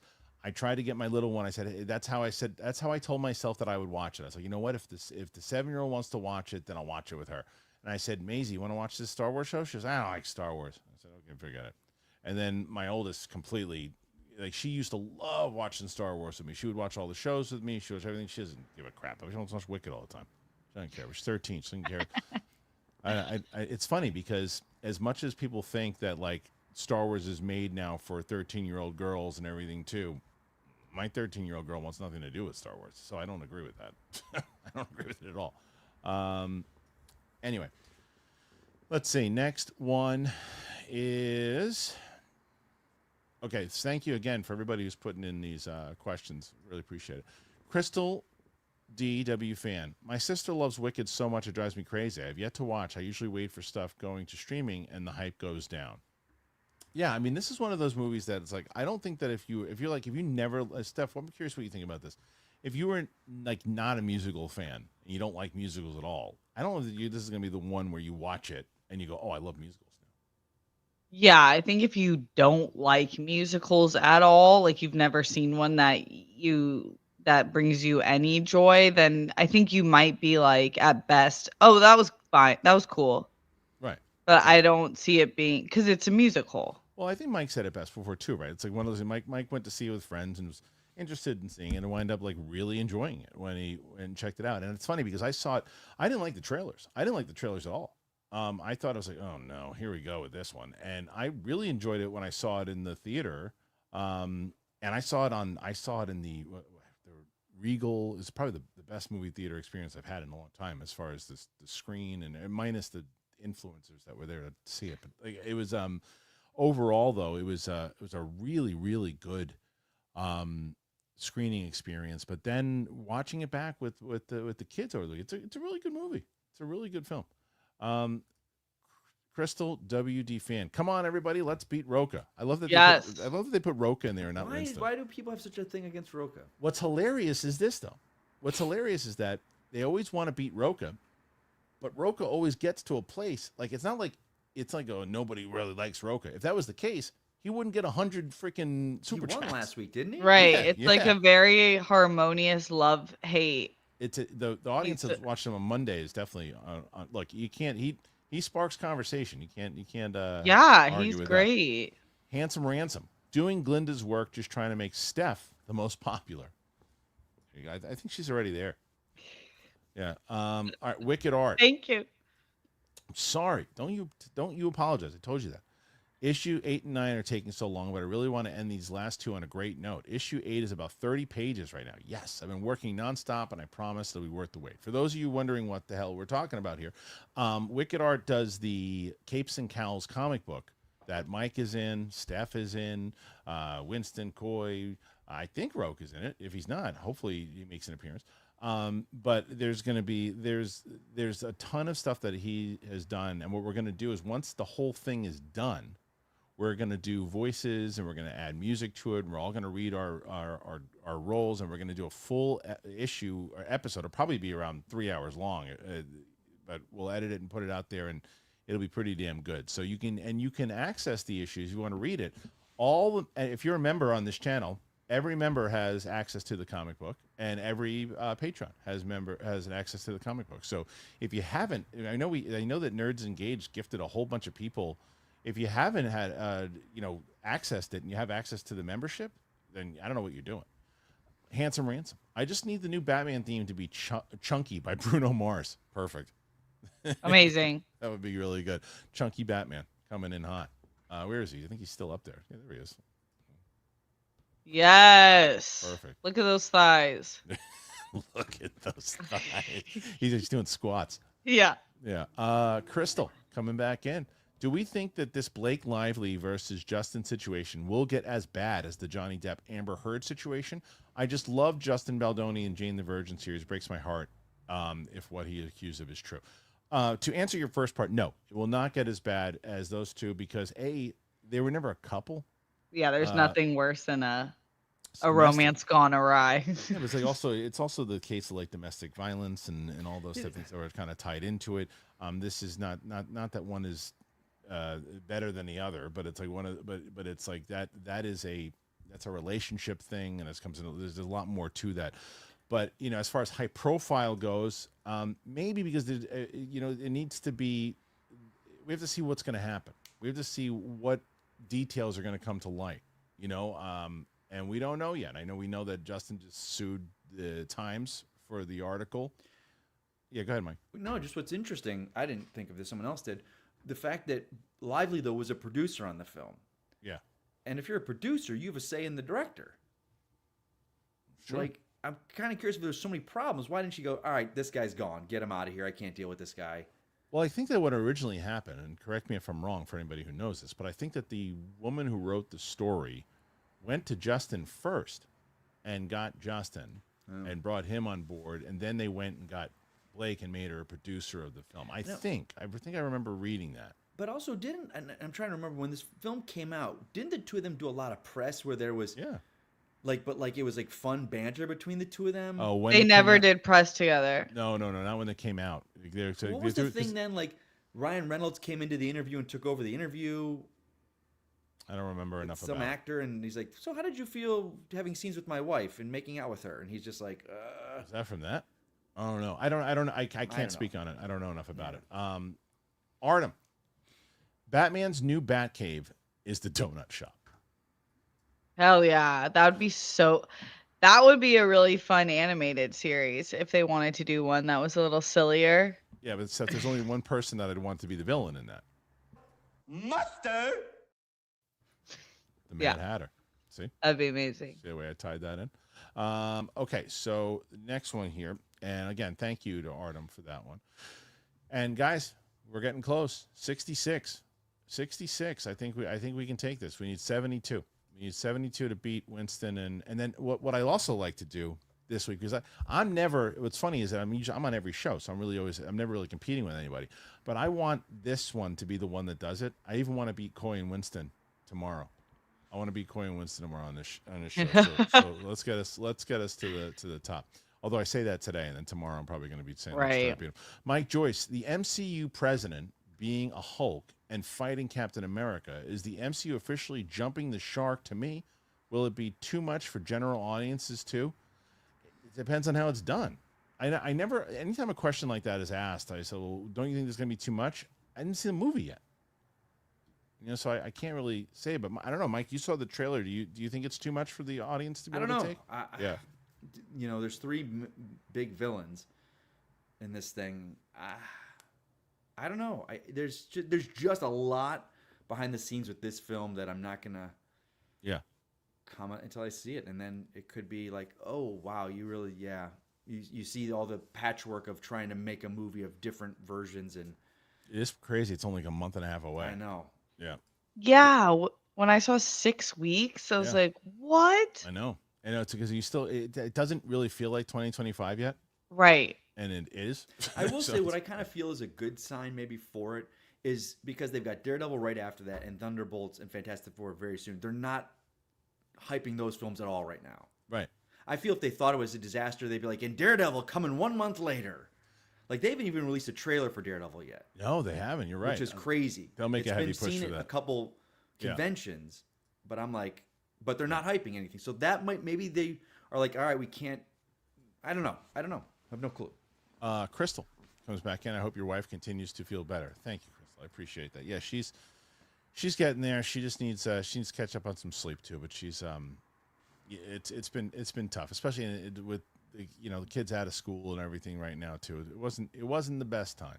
It wasn't the best time to get hit. And the thing is also is that it was 2 weeks ago we were hit. I mean, I had just gotten over COVID, and then they had gotten over sinus. It was bad.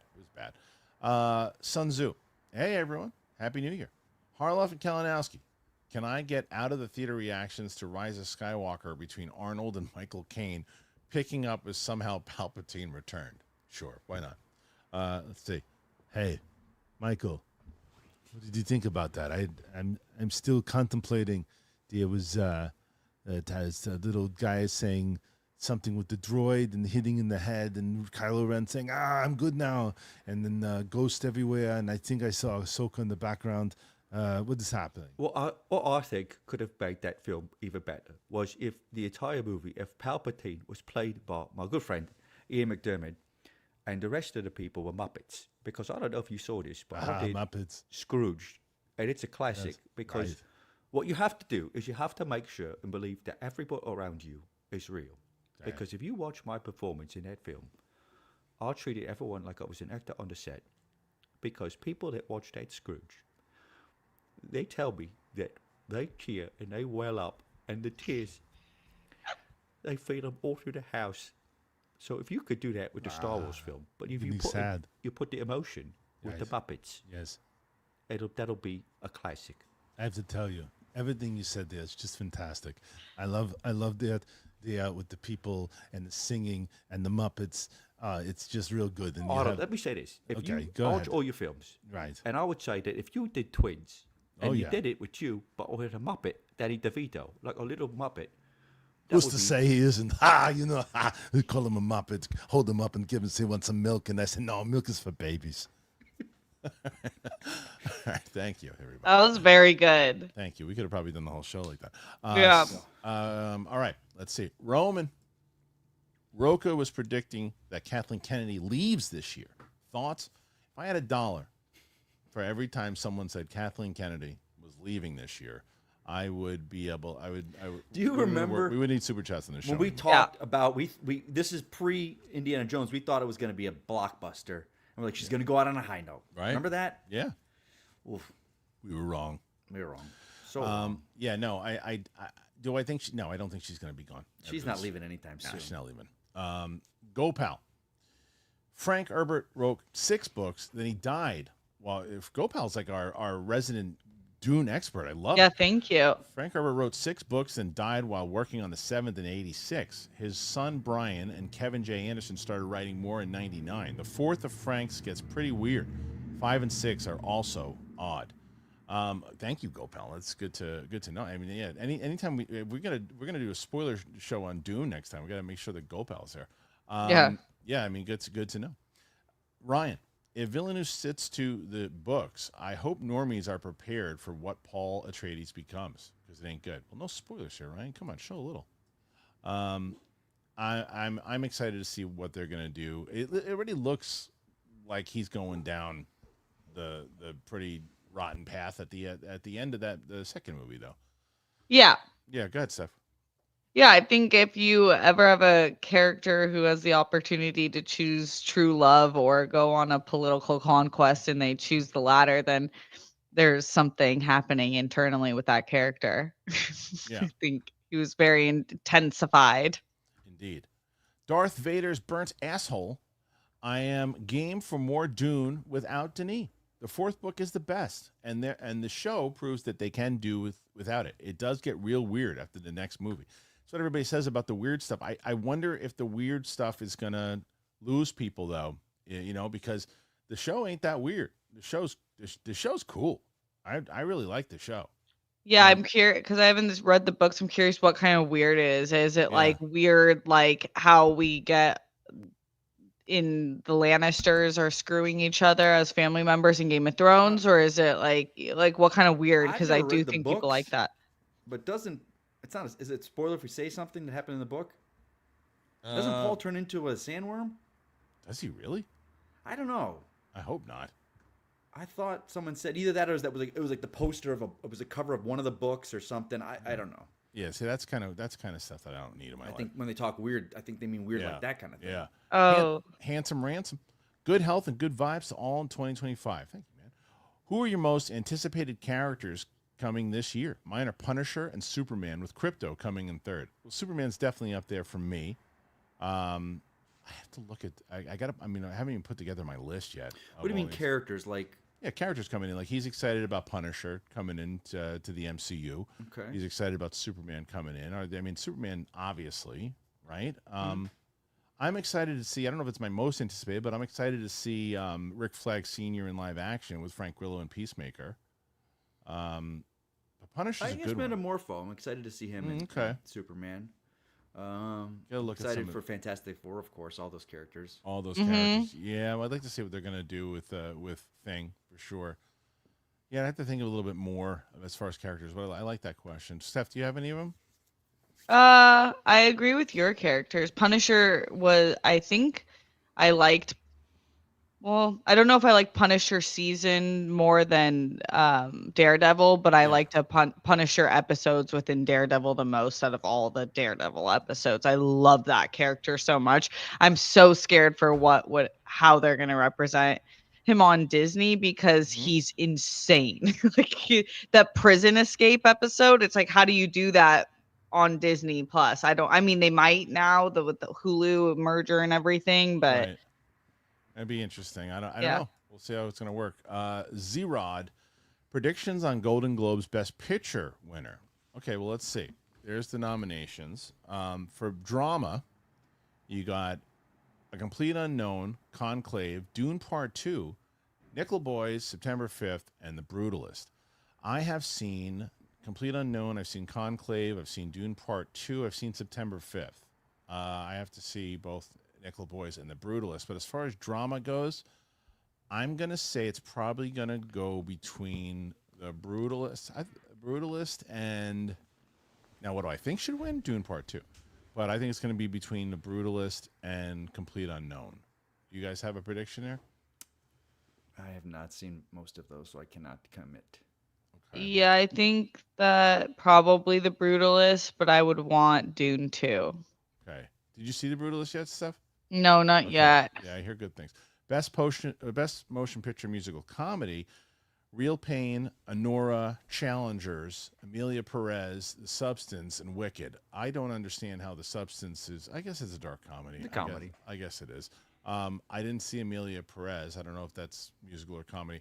It's a musical. It is, okay.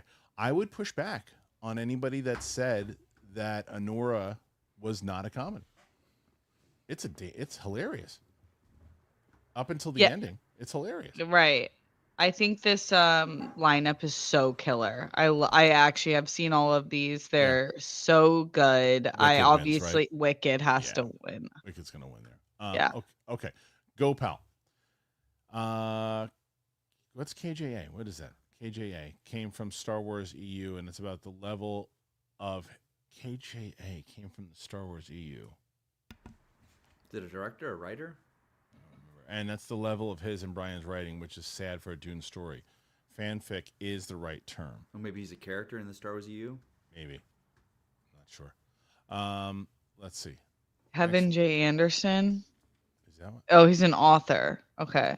Oh, okay. He did So- Jedi Search, Dark Apprentice, and I see. Champions of the Force. I see. Okay. Thank you. Ellipse 10. Dune Part 4 is the third book of the trilogy. Man, I love how many people are. See, this is why. You see how many people are getting excited in the comments about all the books and everything too that they do know about? This is why I think that it makes sense that Warner Brothers wants to carry on with this lore.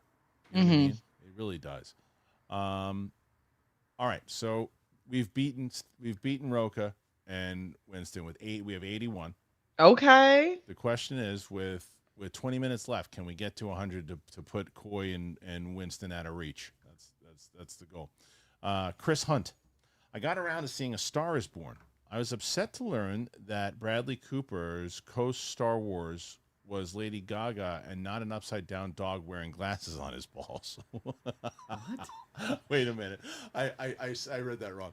Got around to seeing A Star is Born. I was upset to learn that Bradley Cooper's co-star was Lady Gaga and not an upside-down dog wearing glasses on his balls. And the reason I get that reference, it's from an Instagram reel.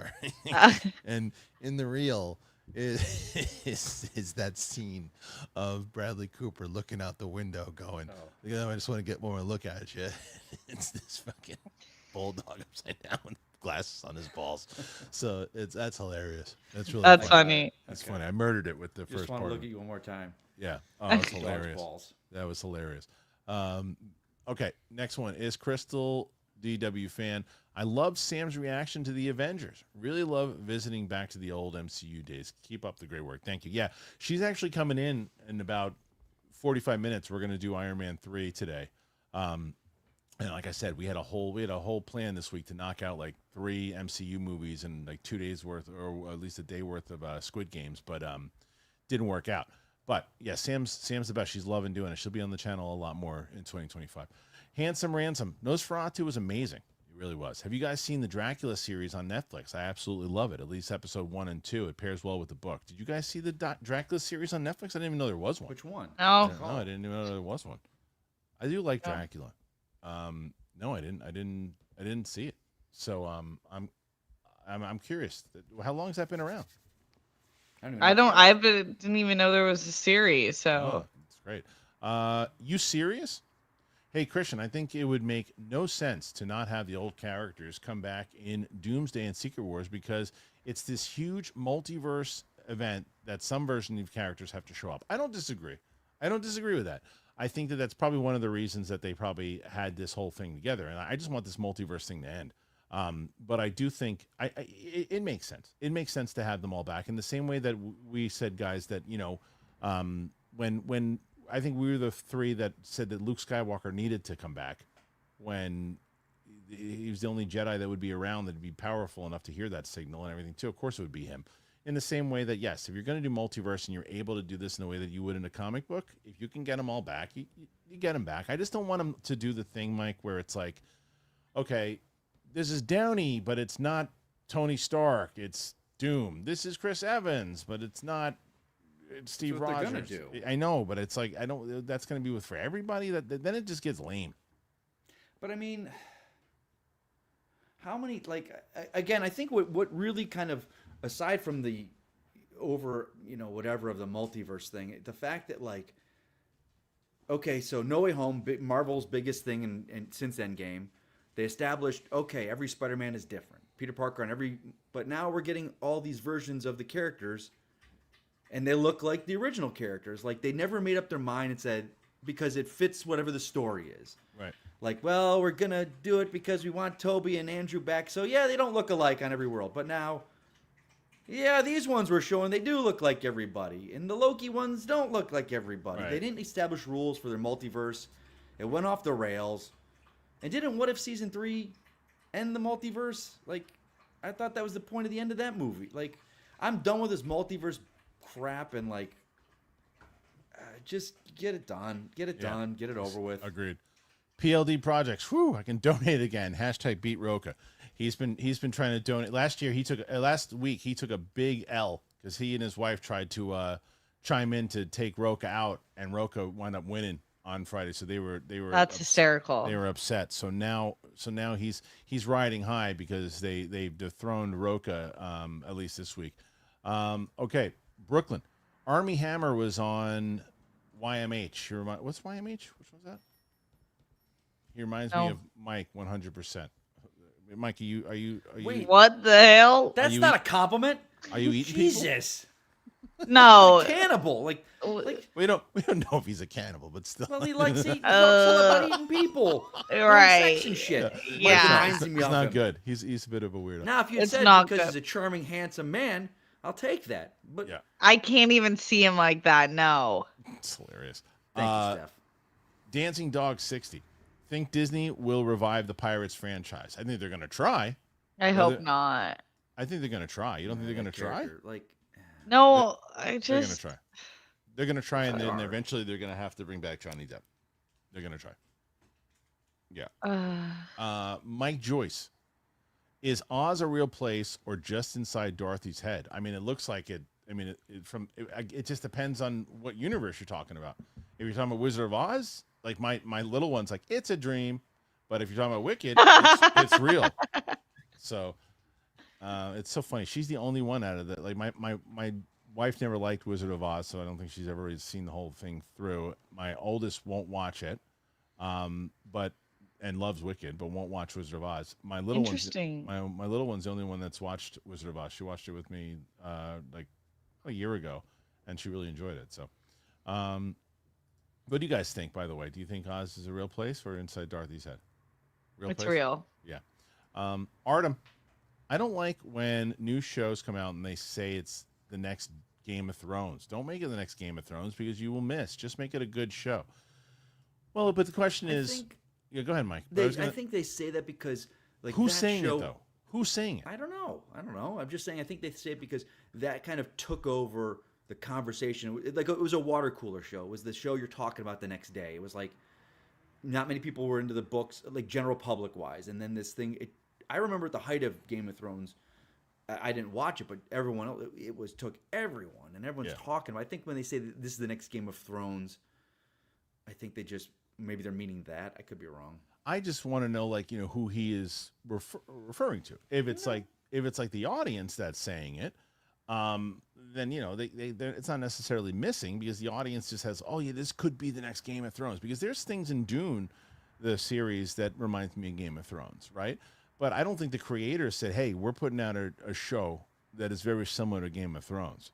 Like, it's just a matter of who's saying. I don't really see a lot of creators doing that because it's kind of like a no-no to say, hey, this is, we're putting out a show. I can see it when you're pitching it in a room. Like, hey, what's your show? Well, our show is kind of like Breaking Bad meets blah, blah, blah. Because that gets people in the room going, oh, all right, I know what this show is. All right, next one, Crystal. Let's beat Roca. Let's start 2025 right. Hashtag beat Roca. Well, you already, I mean, that already happened. Now the question is hashtag 100 to get out of the way of, we got to beat Winston and Coy tomorrow, because those guys, those are usually the ones, those are the guys to beat, usually. Handsome Ransom. If Disney does bring back Pirates, I just hope it's rated R. Oh, no. He deserves it. He's putting Had to do it. He's putting in enough questions today that he can make some dad jokes. Dancing Dog 60. Funniest Animal House. Well, what is the funniest movie? Animal House, Porky's, or Stripes? I would go Animal House. Stripes. I haven't seen Porky's or Stripes, so I would have to go Animal House. Wow. Geek Lodestars. What's your most anticipated movie of 2025? I gotta say, I would have to say Superman. I am in between Superman and Wicked Part 2. You're forgetting something. That's not you. Neither one of those is your most anticipated. That's not true. Torn. My gut says Mission Impossible: Final Reckoning. Yeah, Steph's is Avatar 2. Avatar 2. Oh my gosh! Yeah, damn it. Come on. But I am so afraid of the direction of this next movie. I'm not. Why? Because it's fire and because stuff? No, because you know, Natiri's my favorite character, and Zoe Saldana got like shut out last movie, which was I didn't love, and I'm very concerned because I loved the movie, but I like want to box Spider, like I Oh want to yeah, I want to you hate Spider. I hate him, and I'm so afraid for what they're gonna do with that I character. can't wait. I'm excited for that movie. Okay. So Mike, what was yours again? Mission Impossible Makes Final sense. Reckoning. Or, I mean, it's right up there with Superman, so. Okay. Tons by Nerds Engage. Right. Ha. PLD Nice. projects. Roka won last week, but it was with an asterisk.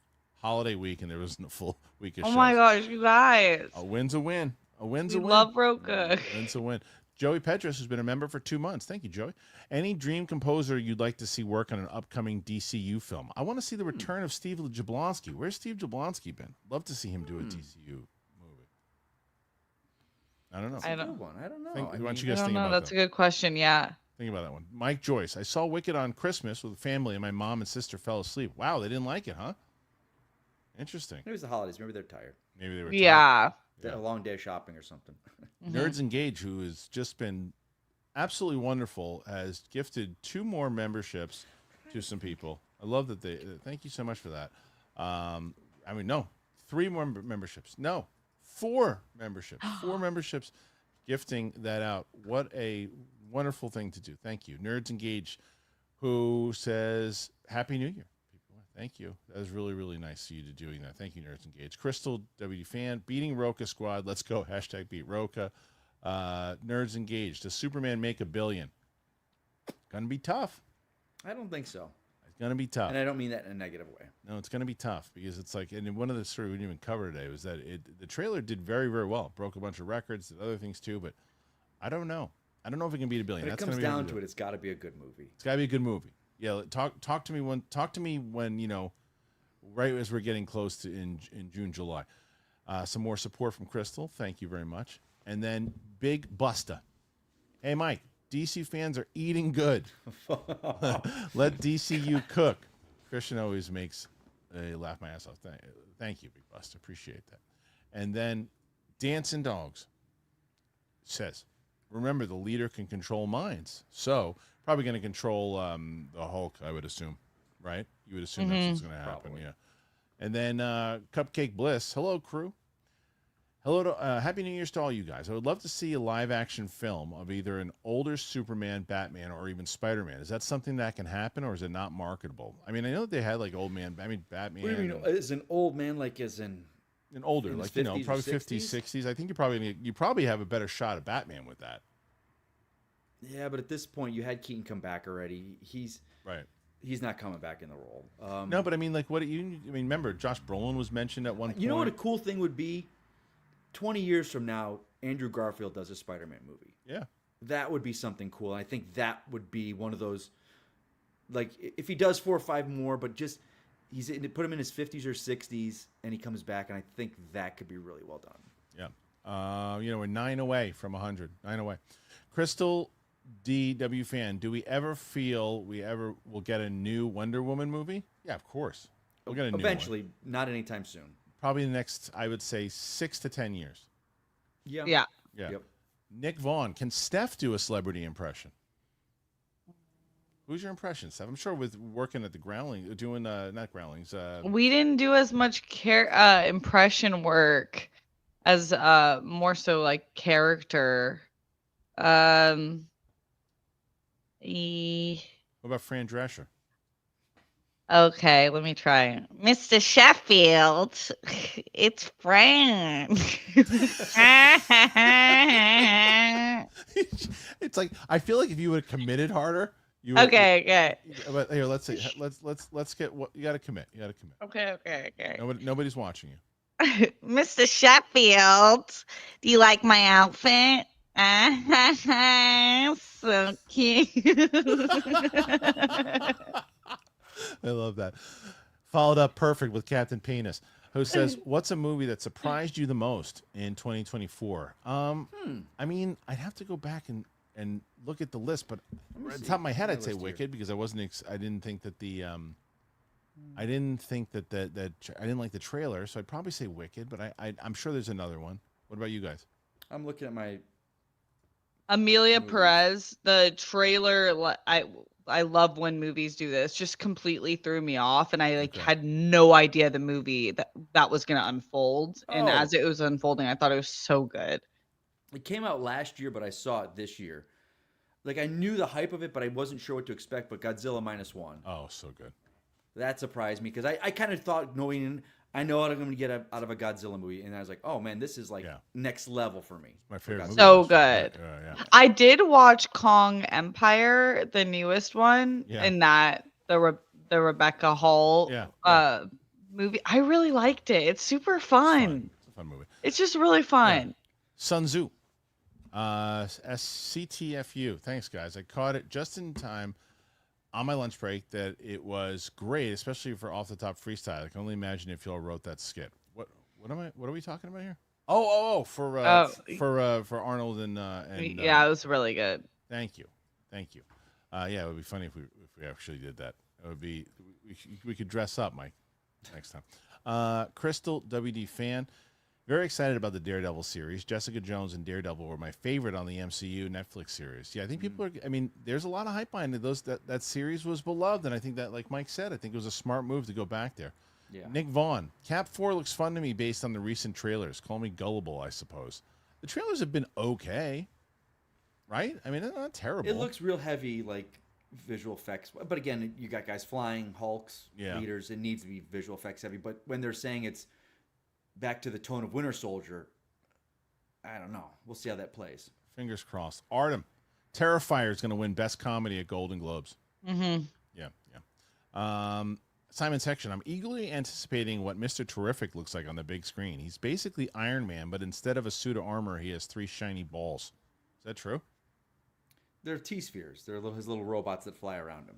Okay, is he a normal guy? He's the smartest man on the planet. Oh, is he? Okay. Like second smartest, they call him. So he's Iron Man.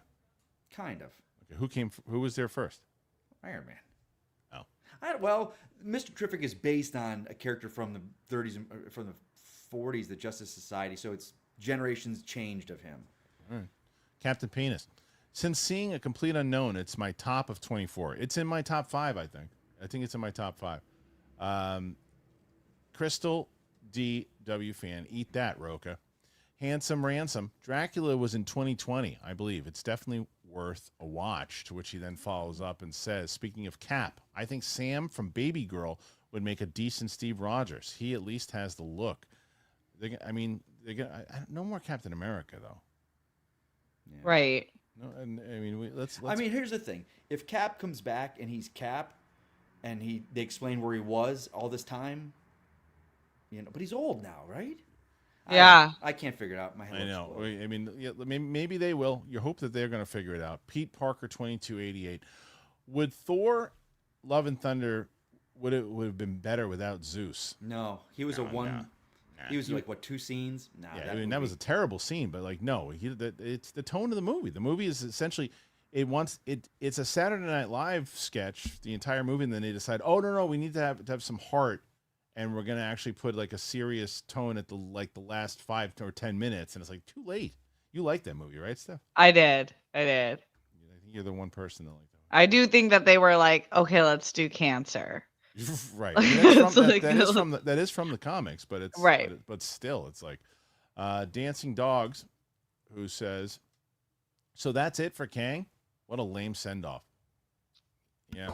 Man, that situation is so crazy. I know it was. Just shown off on the animated show. Like, yeah, we beat them. Those terrible bad guys that everyone was fearing. Yep. Haskell.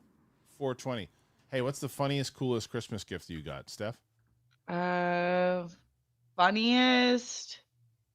I didn't get anything super funny, but coolest was my mom got me this one little purse that carries your water bottle in it, and it was really cute. I was like, "That's an interesting find, Mom." Cool. Well, yeah, Mike. I got an incredible foot massager. Oh, that's really okay. Cool. Yeah. I stick my feet in this thing, and it's glorious. You know you're sticking your balls in there. All right, so Fascia Bruta. You seen Crovid saying he wants to do Nice Guys too?